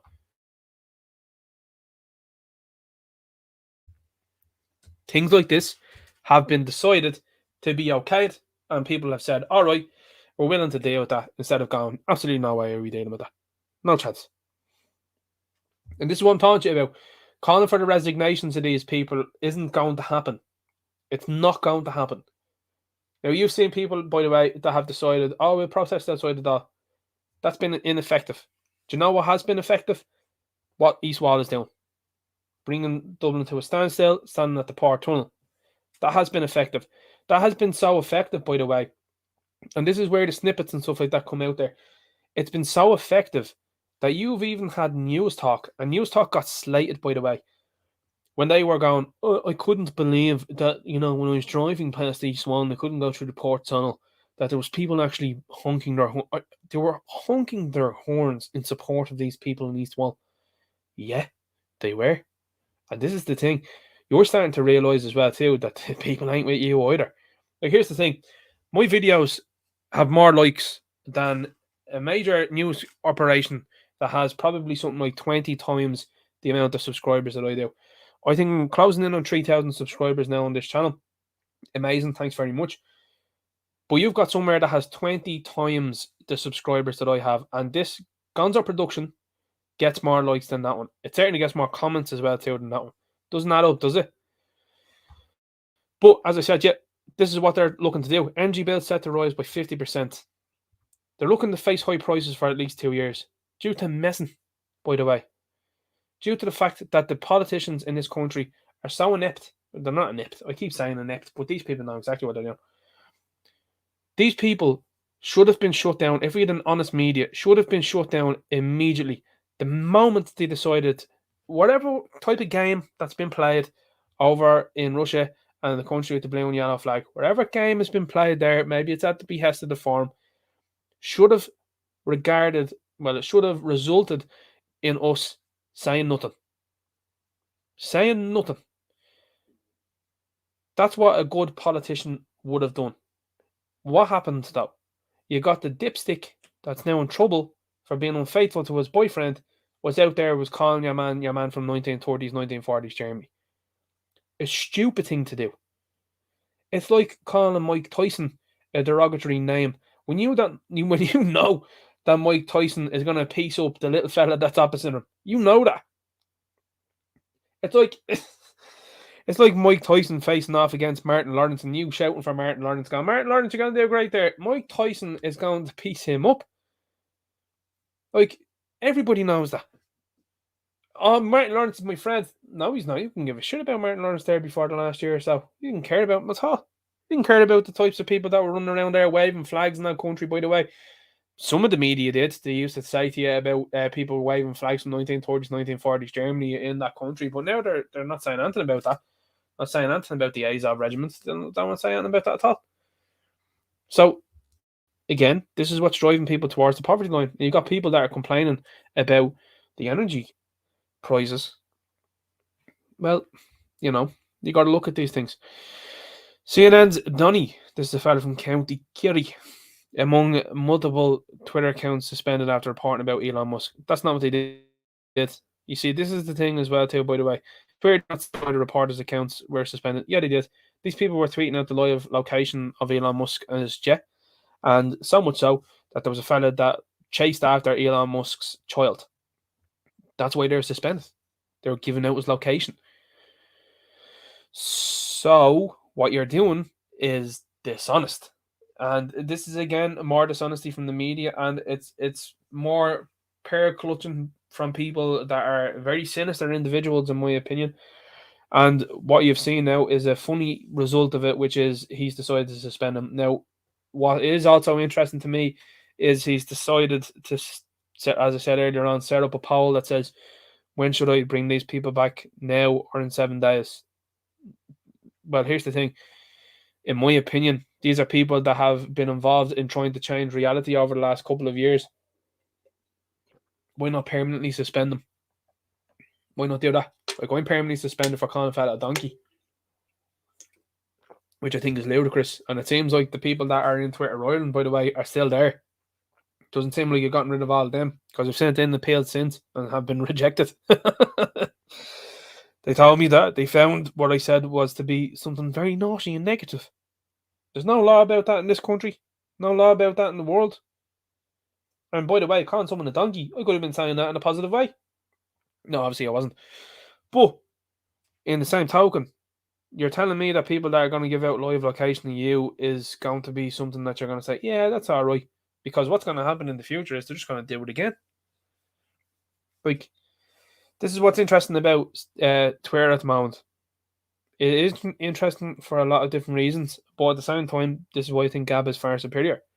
Because there's no messing over here. None. Strapped RTE planning to spend 1.5 million on gift vouchers for employees. The national broadcaster is currently engaged in a massive cost-cutting plan. This is good news. It's good news because what they're letting you know is a lot of people have decided not to sign up for the TV license, and it shows you an awful lot of people aren't watching the ads.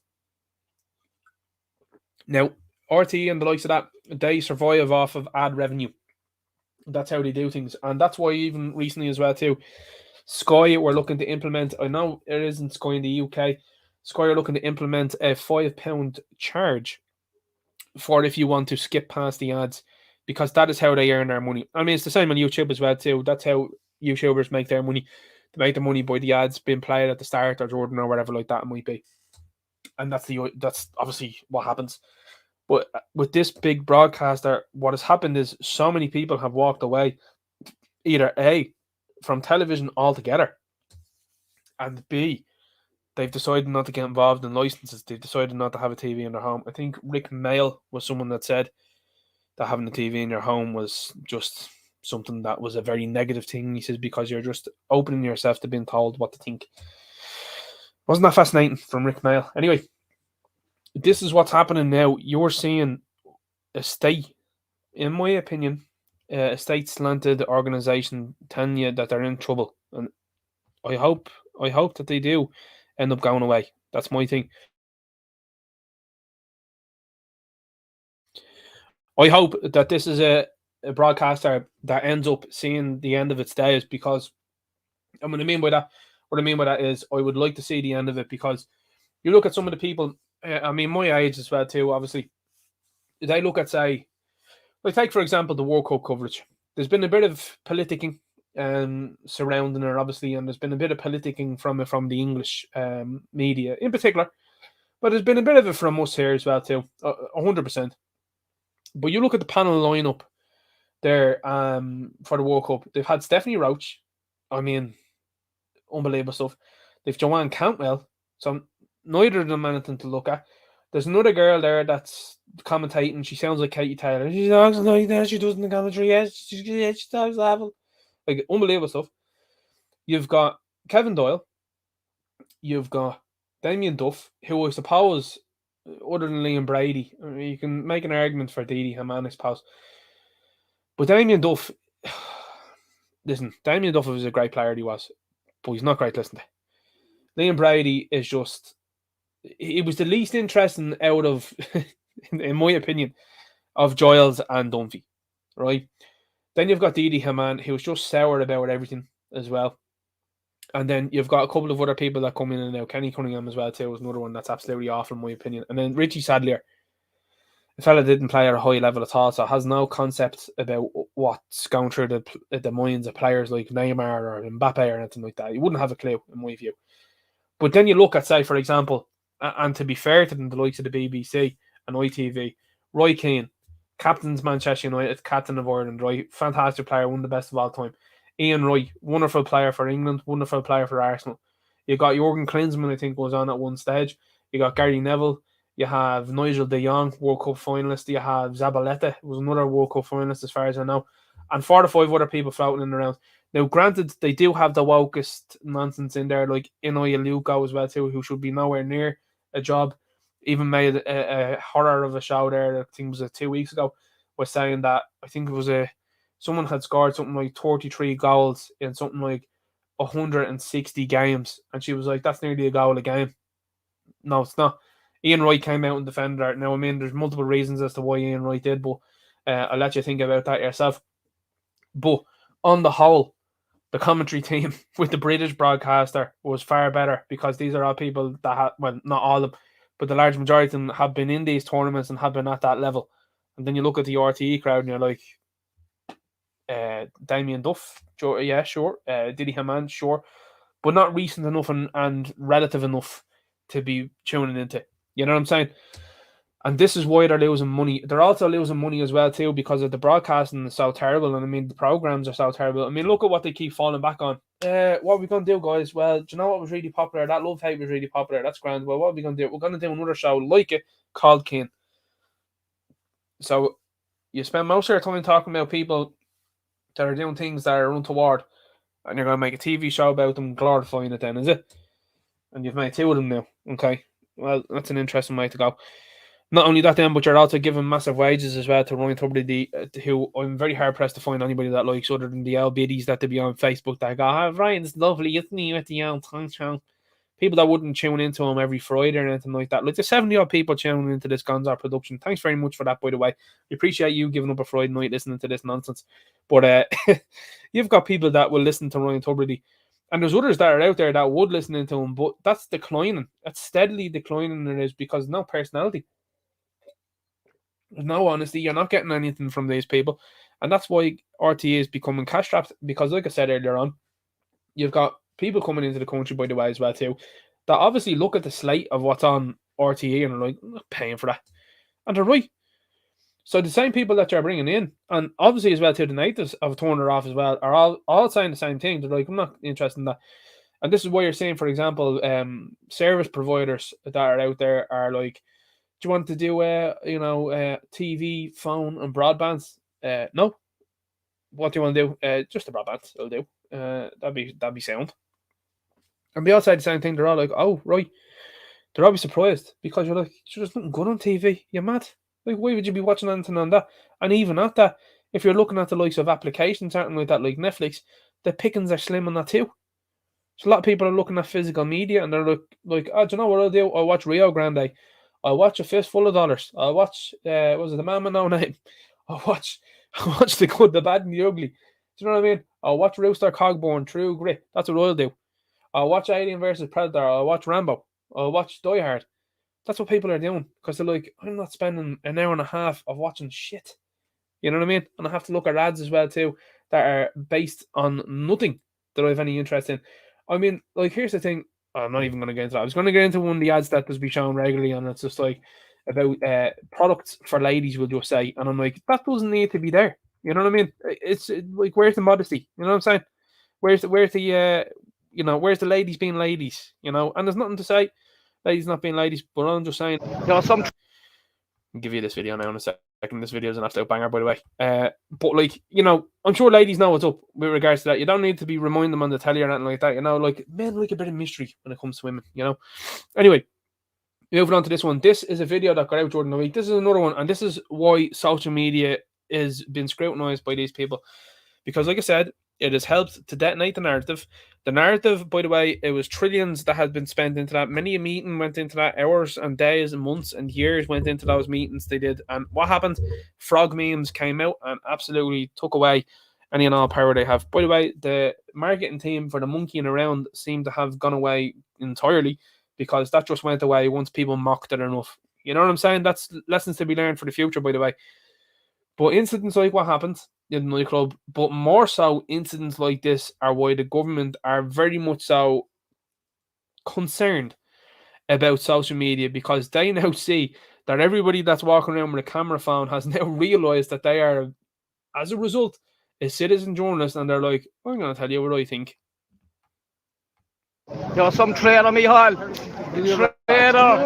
Traitor, you fucking rat. You're a rat.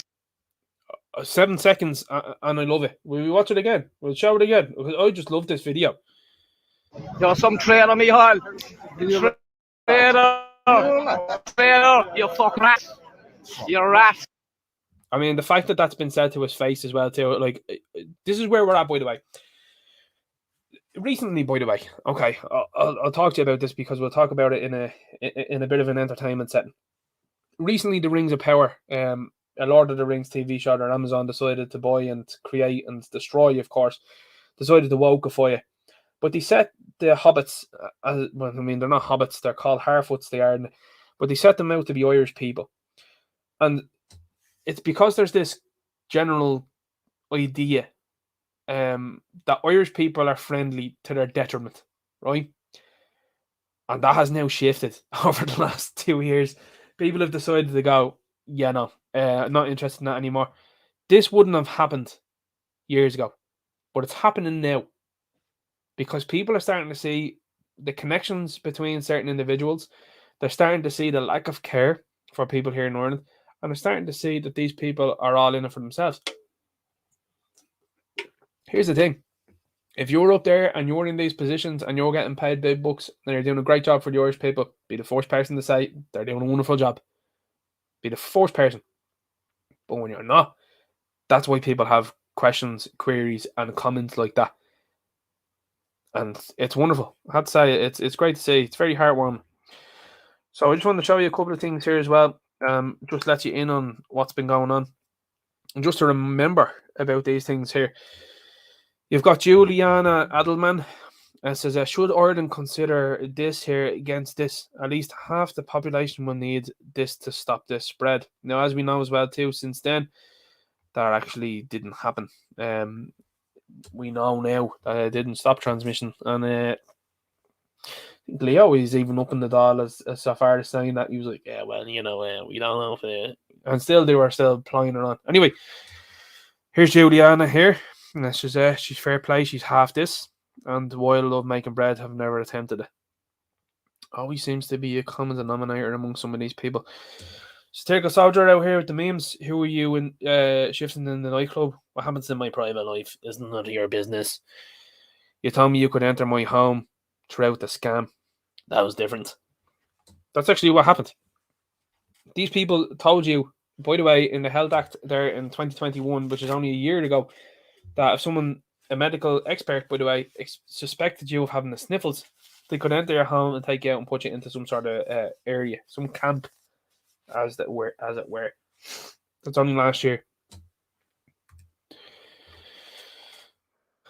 Here's another fella that's regularly on the wrong side of history.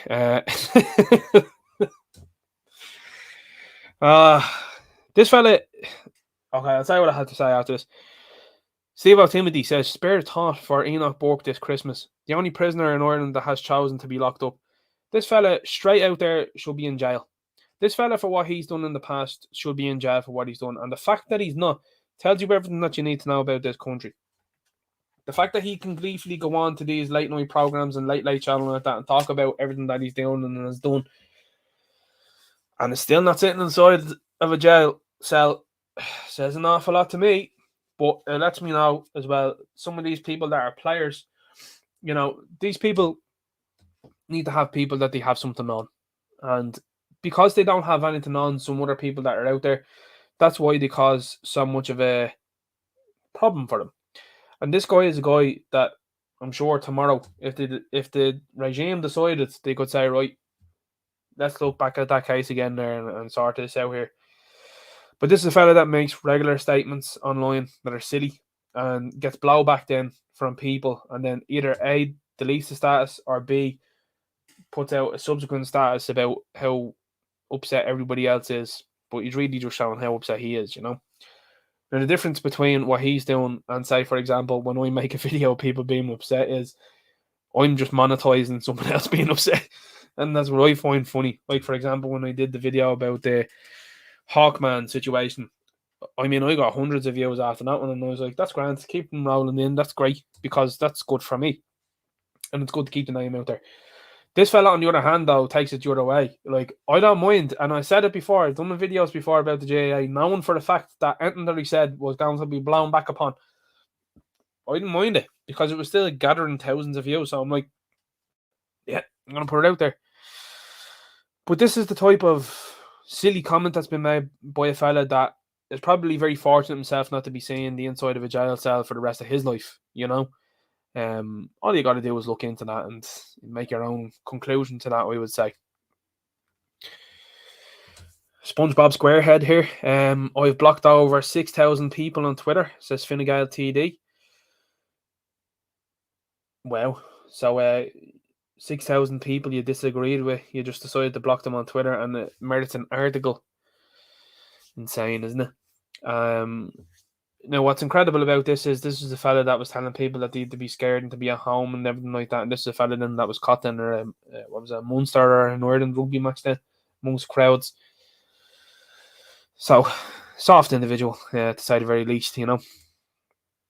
Independent.ie says Nigerian asylum seeker who took someone and did something else to a teenage student has been jailed for 6 years by the Central Criminal Court. If you're an Irishman, a resident here, you would have been jailed for 10 years, Mr. Justice Robert Barr told Said Ahmed Ben Flicky. He said a jail sentence in an Irish prison would be a difficult and particularly alien environment for a foreigner such as Ben Flicky. Let's just we're not going to read out the charge, or the allegation, but we're going to just look at it here. Who did this and did this to a teenage student, jail for 6 years because the environment would be difficult. What? This is insanity. Look at this here. Garda Jim Donegan told Mr. Justice Barr that Ben Flicky's application for asylum was denied by immigration authorities in January 2000 and his present status is under appeal. April 18th. Why was this fella not deported? There's a great miscarriage of justice happening here. And this is why what's happening to Enoch Burke is very pertinent and very obvious, is because things like this are happening. Then you've got Sam McConkey on the radio telling people that Irish men need to be, they need to go and get a license before they can go out about unbelievable stuff. This is a personal experience here coming from a woman here. I'd like to share this personal experience. I can't mention the homeless organisation as it would bring conflict on the volunteers. Each evening, hot food, tea and sandwiches are made up by the volunteers themselves, and they park up and give out food and supplies to the homeless community. Each night, only foreign nationals who are not homeless come and take all the meals. They get aggressive when told the food is for homeless people only and not for people in accommodation who have a warm bed and plenty of food. They are well dressed and know exactly where to go to get free food. They demand all the baby wipes and toilet paper, etc. And when it's explained to them that it's only for people sleeping rough, it turns nasty. Last night, the volunteers from this organisation held back food and drove to O'Connell Street. They walked along the street and fed the Irish homeless instead. The poor loves jumped on the food as they were starving and freezing cold. They also face the same aggression while living on the streets, and many are beaten up. They are more nervous living rough than ever before. Please help our Irish from the streets by buying them food and giving them money. They're desperately in need. If you're out shopping, look for the wet sleeping bags in the doors and see the genuine homeless people. If you have blankets or sleeping bags at home, donate them personally on the streets to the homeless to ensure the ones that need it most receive them.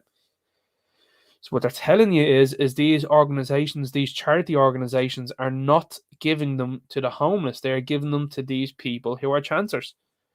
There's tons of beggars everywhere that are not homeless and are operating as a business. Only give to genuine homeless people. We'll be personally taking videos and speaking to the homeless in the coming weeks and posting on Facebook. Please share this as much as you can.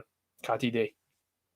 So it's great to see people within these charities, within these organizations speaking out, because that's the only way it becomes obvious then to people. Like, what you will see is you will see a movement, and it is beginning. It is in the early days, in my view, of a very spontaneous movement happening, which is people just themselves starting to show what's going on. Now, I would say this, and I will continue to beat the drum for it, but you got to look at the work that Philip Dwyer has done. And to me, that's where an awful lot of this has begun. The fact that he's decided to put the stuff up on Facebook, has decided to ask questions, has decided to be respectful in his disagreements with people and his conversations with people, has been something that has been a breath of fresh air, and it's also been something that I think a lot of other people have witnessed.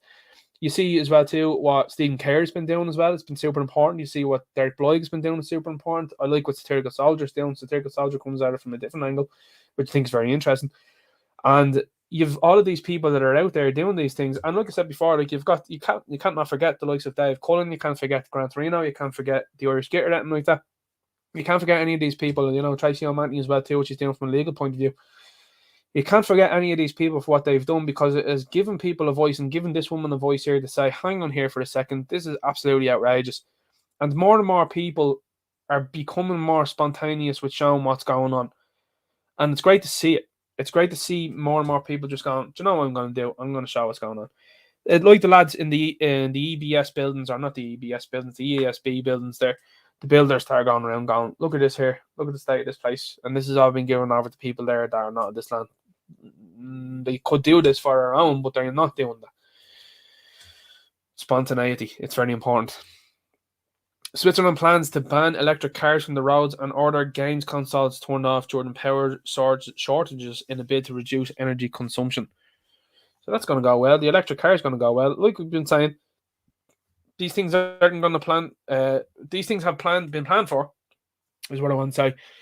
And the reason why they want to switch everyone to electric is so that nobody can go anywhere. You know, that's the plan. County Down China banned for 3 months for forging Voldemort passports. Lee Smith has had his license suspended for 3 months and has been hit with fines and costs totaling 10 grand, having admitted that Voldemort entries. So, not the question of, hey guys, how come people had to go to these lengths because they were being discriminated and segregated against, and how about prosecuting the people that decided to do that? No. What we're going to do is we're going to punish someone that did something for people. Nonsense. Psychologist who over-egged injuries after fall at TCD loses €60,000 claim. Former student ordered to pay the university's legal fees as judge ruled she had flawed her own claim by her evidence. There you go. You know, no further comment. Corkman told arresting officers. Now, here's something that's outrageous, right?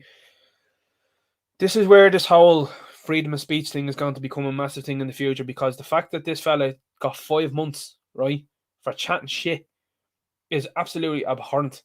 Now, you might not like what he said, and some people will disagree with what he said, but he still has a right to say it. The same way that people that were up there, and this is the thing, the people that were up there that were telling people they could actively be segregated and discriminated against by the virtue, or not by virtue, by means of a passport system within this country that clearly didn't work, should be done for what they were doing. No. Anyway, Corkman told arresting officers of his delight about this of 2 Gardaí in Ballyfermot. In another incident, this guy also told another officer he had no respect for a Gardaí or the courts. He wasn't afraid of prison, and that he disliked intensely women. He was jailed for 5 months for this. He was jailed for chatting shit. That's it. He didn't assault anybody. He didn't do anything other than get a bit mouthy. 5 months for chatting shit. Oh, but he's he's being disrespectful to the profession. The profession that has what, a scandal a week? The profession that's been overseen by a fella that's from the PSNI. It's not great, is it? The profession as well too that was told on by the media that they were not accepting calls, particularly domestic ones.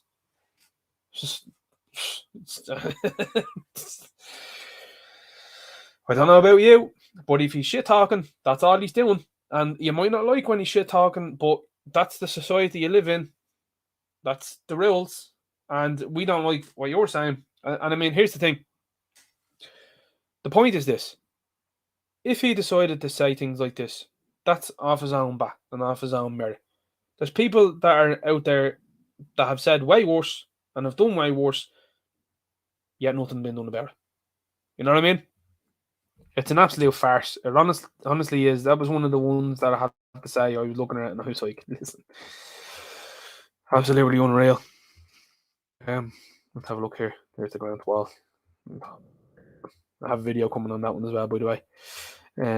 Meta and Google silent on viral Leo Varadkar after TikTok removed it.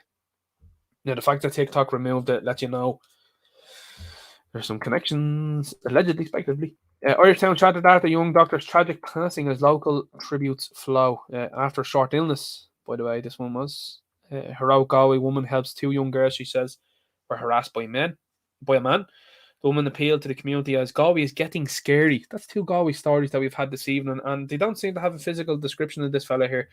It's been missing from an awful lot of reports lately, the physical descriptions of some of these people that have been involved. You'd think it'd help, wouldn't you? You know, for people to let you know what's going on, who they look like, and what they look like.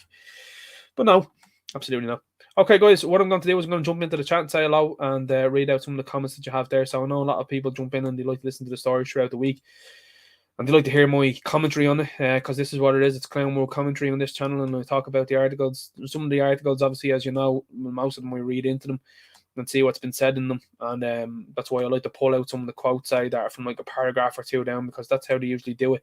They usually have a headline that's talking about something, and then inside it, they have the actual crux of the matter. As I said earlier on in a previous video there, they wanted to get to the crux of the matter, which was, okay, guys, we want the Irish language out so we can make it more diverse. We can make the teaching profession more diverse.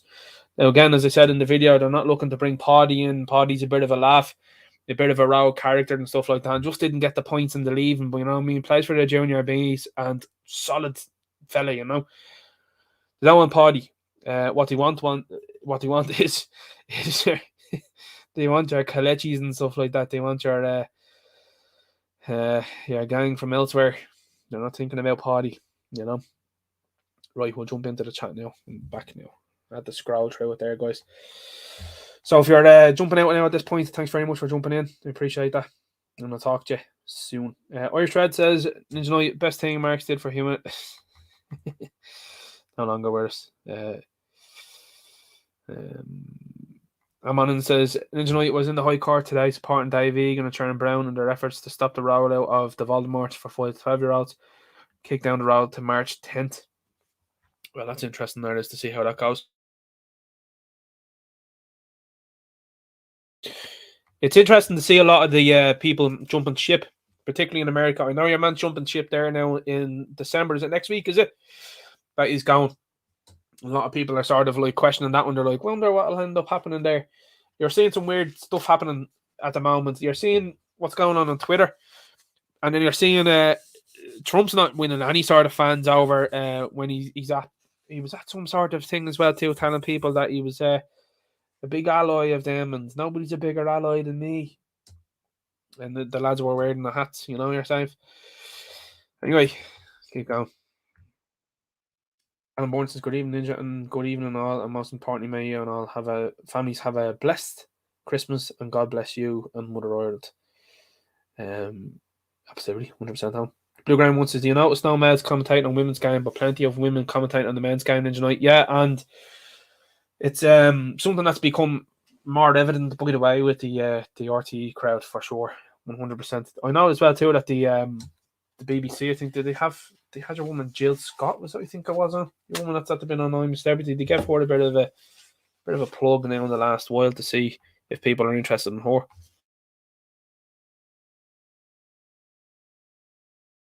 Seems to be working for them though.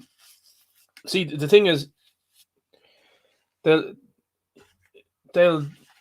put a Jill Scott up there who some people like, and then they have an Eno Luco who a lot of people don't, and then they try to blame it on ism. Like, the Harry Kane incident happened, and that was the first thing that some of them jumped on, and the woman and Luco jumped on it pretty quickly, and was like, I wonder if Harry Kane will get the same stick as Sacco, Sancho, and Rashford. And it's like, well, Southgate brought them on for a particular reason, and he selected them as penalty takers for a particular reason. It's pretty well documented. And Harry Kane is the in-game penalty taker. So unless Harry Kane decided he wasn't going to take it, like, which to me would have been a strange move. But like, what was he going to do? You know what I mean? Is he going to hand the ball over to who else there? I mean, probably Jordan Henderson, maybe. You know, he takes penalties for Liverpool. But then you would have cried foul if he did that, because you'd be saying, "Oh, he should have given it to Saka, or he should have given it to Bellingham." You know what I mean? You can't win. And see what's after happening.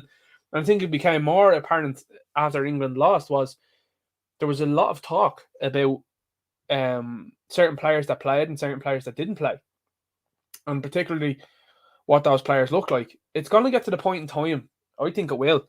It'll get to the point in time where the England football team will start saying, okay, there has to be two separate England teams here. I think it will. I think it'll get to that point, or it'll get close to it anyway, because it's just a constant media barrage, and I think at some point in time they're going to have enough. But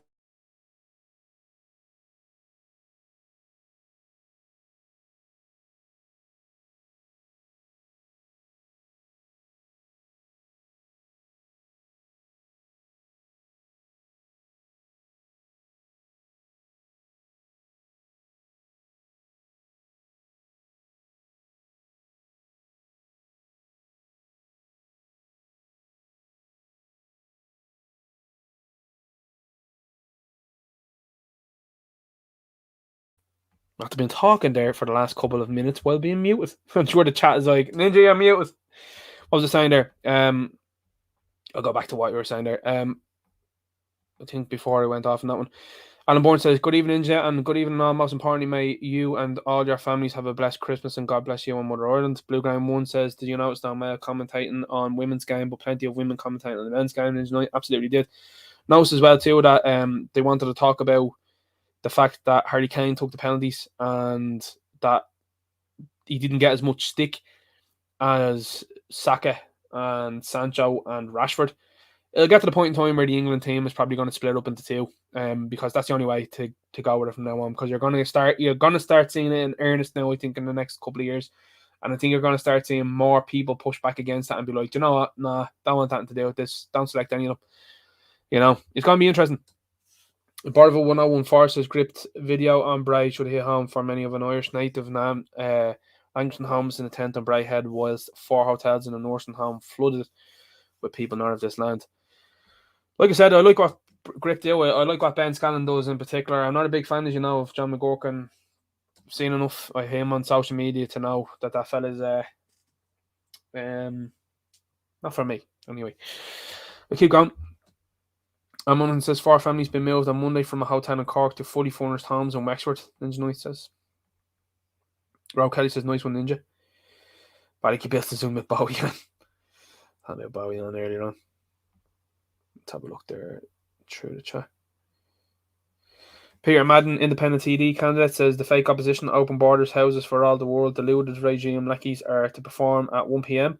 The genuine people's demo is starting at 10 a.m. as the traitors enter Leinster House. See ya at 10 a.m. To hear that. Fenala Omuriku says marriage is good if you can find a compatible spouse. Definitely, but the thing is that they've it's going to take a lot to reverse what has been done. And you know, if you're a dad, you've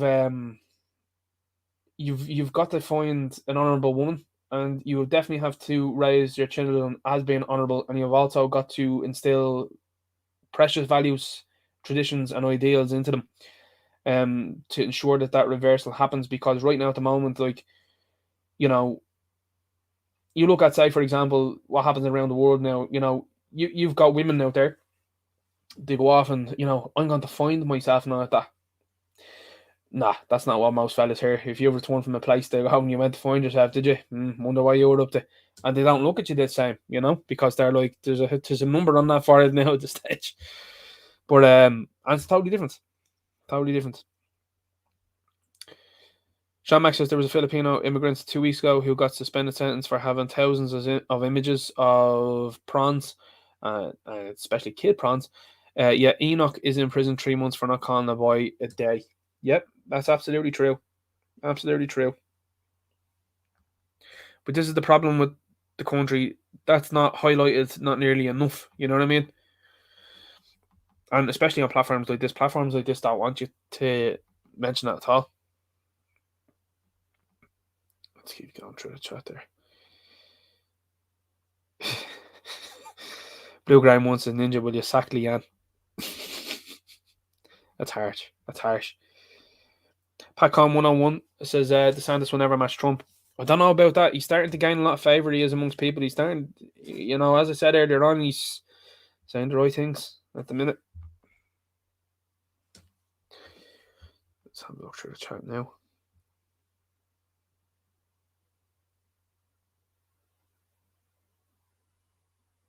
Sheepdog says, Ninja Knight, can you remove the image of the spud head O'Brien? Give me stress. Stop. Barova 1014 says they played a blinder using media shame tactics to turn the fighting Irish to fragile Irish. Yeah. Definitely, yeah. 100%. Travis Walls says, this is horrible. Glad I live in Texas. Listen, if I was in America now, I'd probably be living in Texas or I would be in Florida. 100%. Very seriously contemplated it as well, by the way.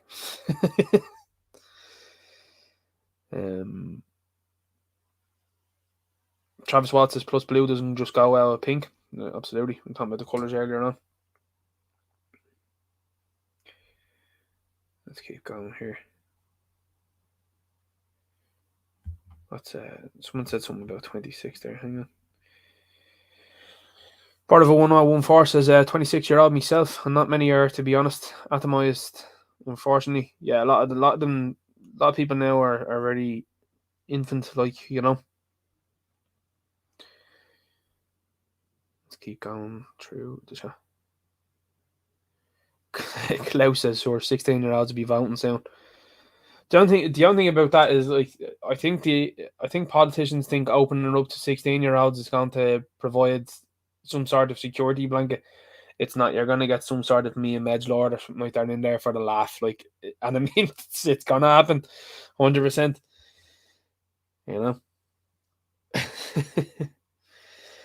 Lord Tots in here says, "Hail." Let's see here. Let's keep going. Try and get through this chat now as well.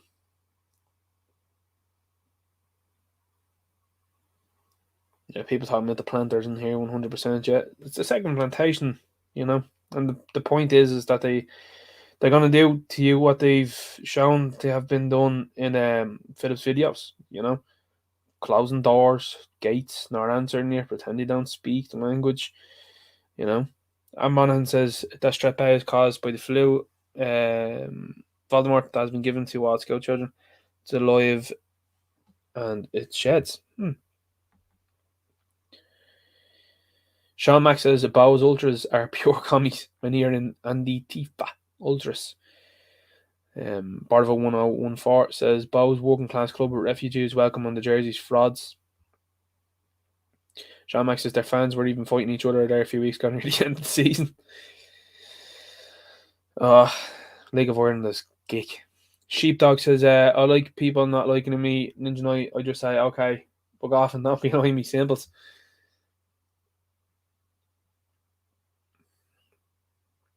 Let's keep going through the chat.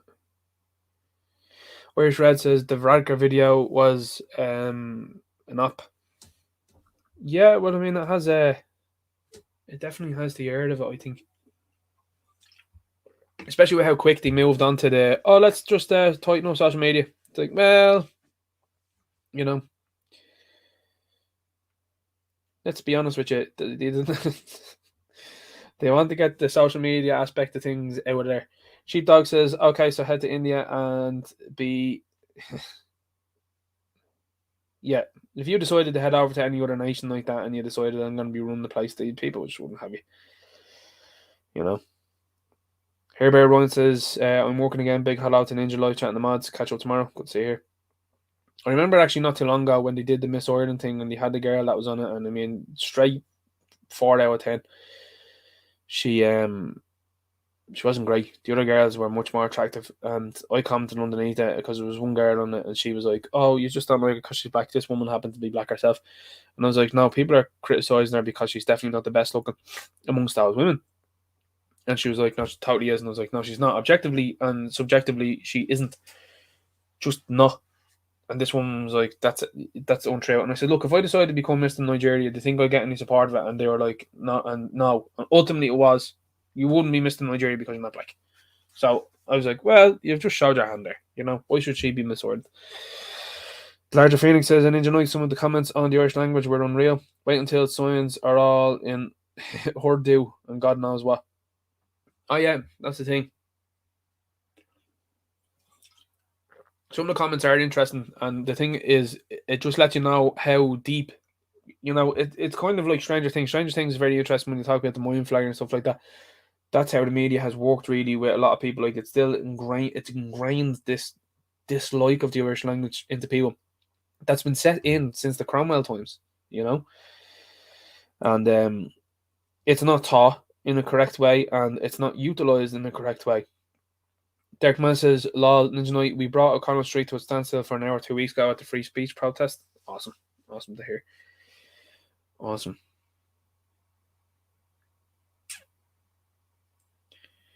Irish Red says, "Ninja Night, RT should be getting the P45 and not Christmas vouchers."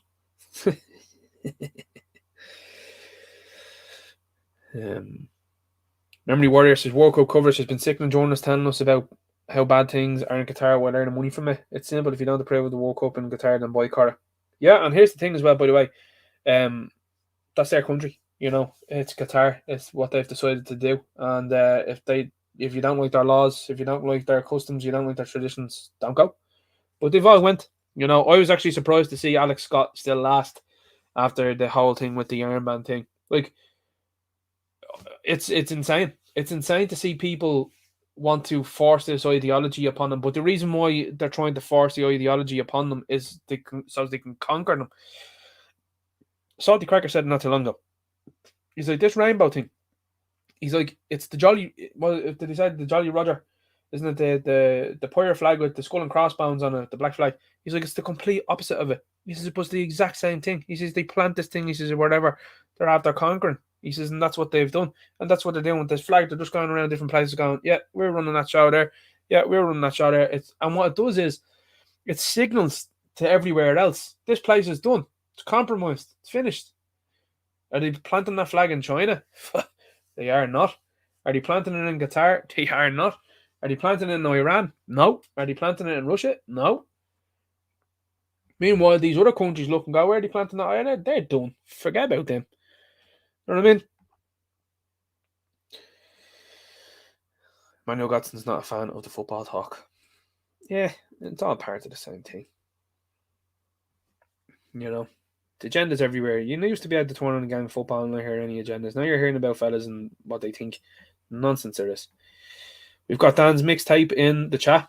Me dad would be delighted. He'd be delighted today. He's a big listener of Dan's mixtapes. Really likes him. He does. Fair play to Dan. Thanks for coming in. Sheepdog, Jean Lafort and Manon de Sources. Wonderful films. Peter Madden, Independent TD candidate, says, "Great stuff, Ninja, as usual." Thanks very much, man. Much appreciated. Cash on the look says it's a badge of honor for Enoch. 100%. Peter Madden says, "Can we do our best to be at the People's Demo Traitors Out of Gangster House tomorrow at 10 a.m, please, friends?"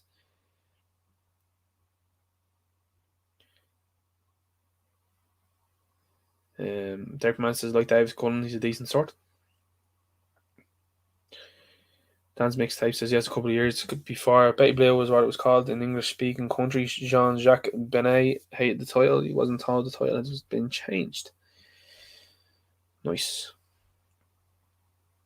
Leon Curtis says, "That poor girl that passed in the tent in Clondalkin last weekend is just heartbreaking." I'm waiting to hear confirmation on that one there, Leon. I've seen a couple of posts around online, but it doesn't seem to be full-on confirmation of it yet, so I'm waiting for that to be 100% confirmed, because I saw one or two conflicting reports that were like, that was been said, and then it wasn't, apparently it wasn't true, so I'm not sure about that one. So I must look into that a lot more, to see what went on. Larger things says good show, lad. So here goes to you, Legend Ninja. Always enjoy the Friday nights. Thanks very much, man. And G, by not giving us a description, they are actually giving us a description. That's very true, Alan, and that's something that's happening in America, by the way. Like, it's like another thing Salty was talking about during the week. He was like, they keep talking about the Transformers community and them not being safe.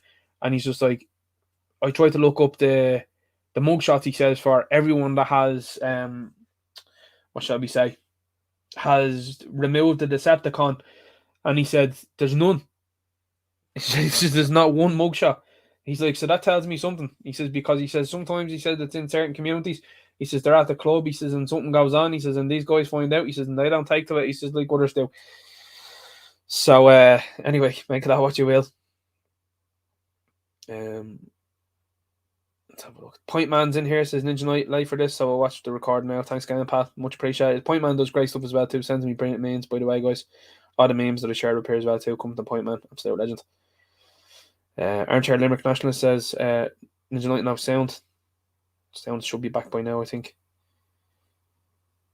It should be back. Yeah, I think I was back to there. Apparently there's fierce confusion Ninja Night regarding the French saying the Asian. Alan G says, by the way, Ninja, your Viraga impression always cracks me up. I never get tired of it. Could you imagine being his fella the next day? What were you doing in that video? Look, that's a private matter, you know. Like, I was just out last night and having a few bevies with the boys. And, like, you know, like, it's just, you know, it's one of these videos that's got out. It's definitely a deep fake by the far right. You know, like, the far right are just out there and just trying to get me all the time, you know. So it's definitely a deep fake. And then the media asked me, he's like, it's a private matter. Oh, stop. Could you imagine it?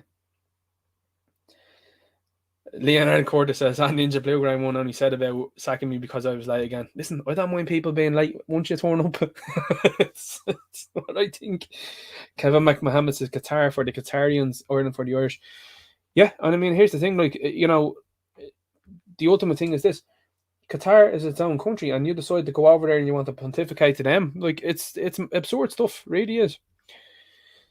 Let's see. Leslie Campbell says, my money's on Trump. Yeah, I think so. Armchair Limerick Nationalist says, hi, Ninja, any interest in Millen UL? Do you listen to Gerald? I haven't heard about that yet, but let us know about what that is. That'd be great to find out what that is.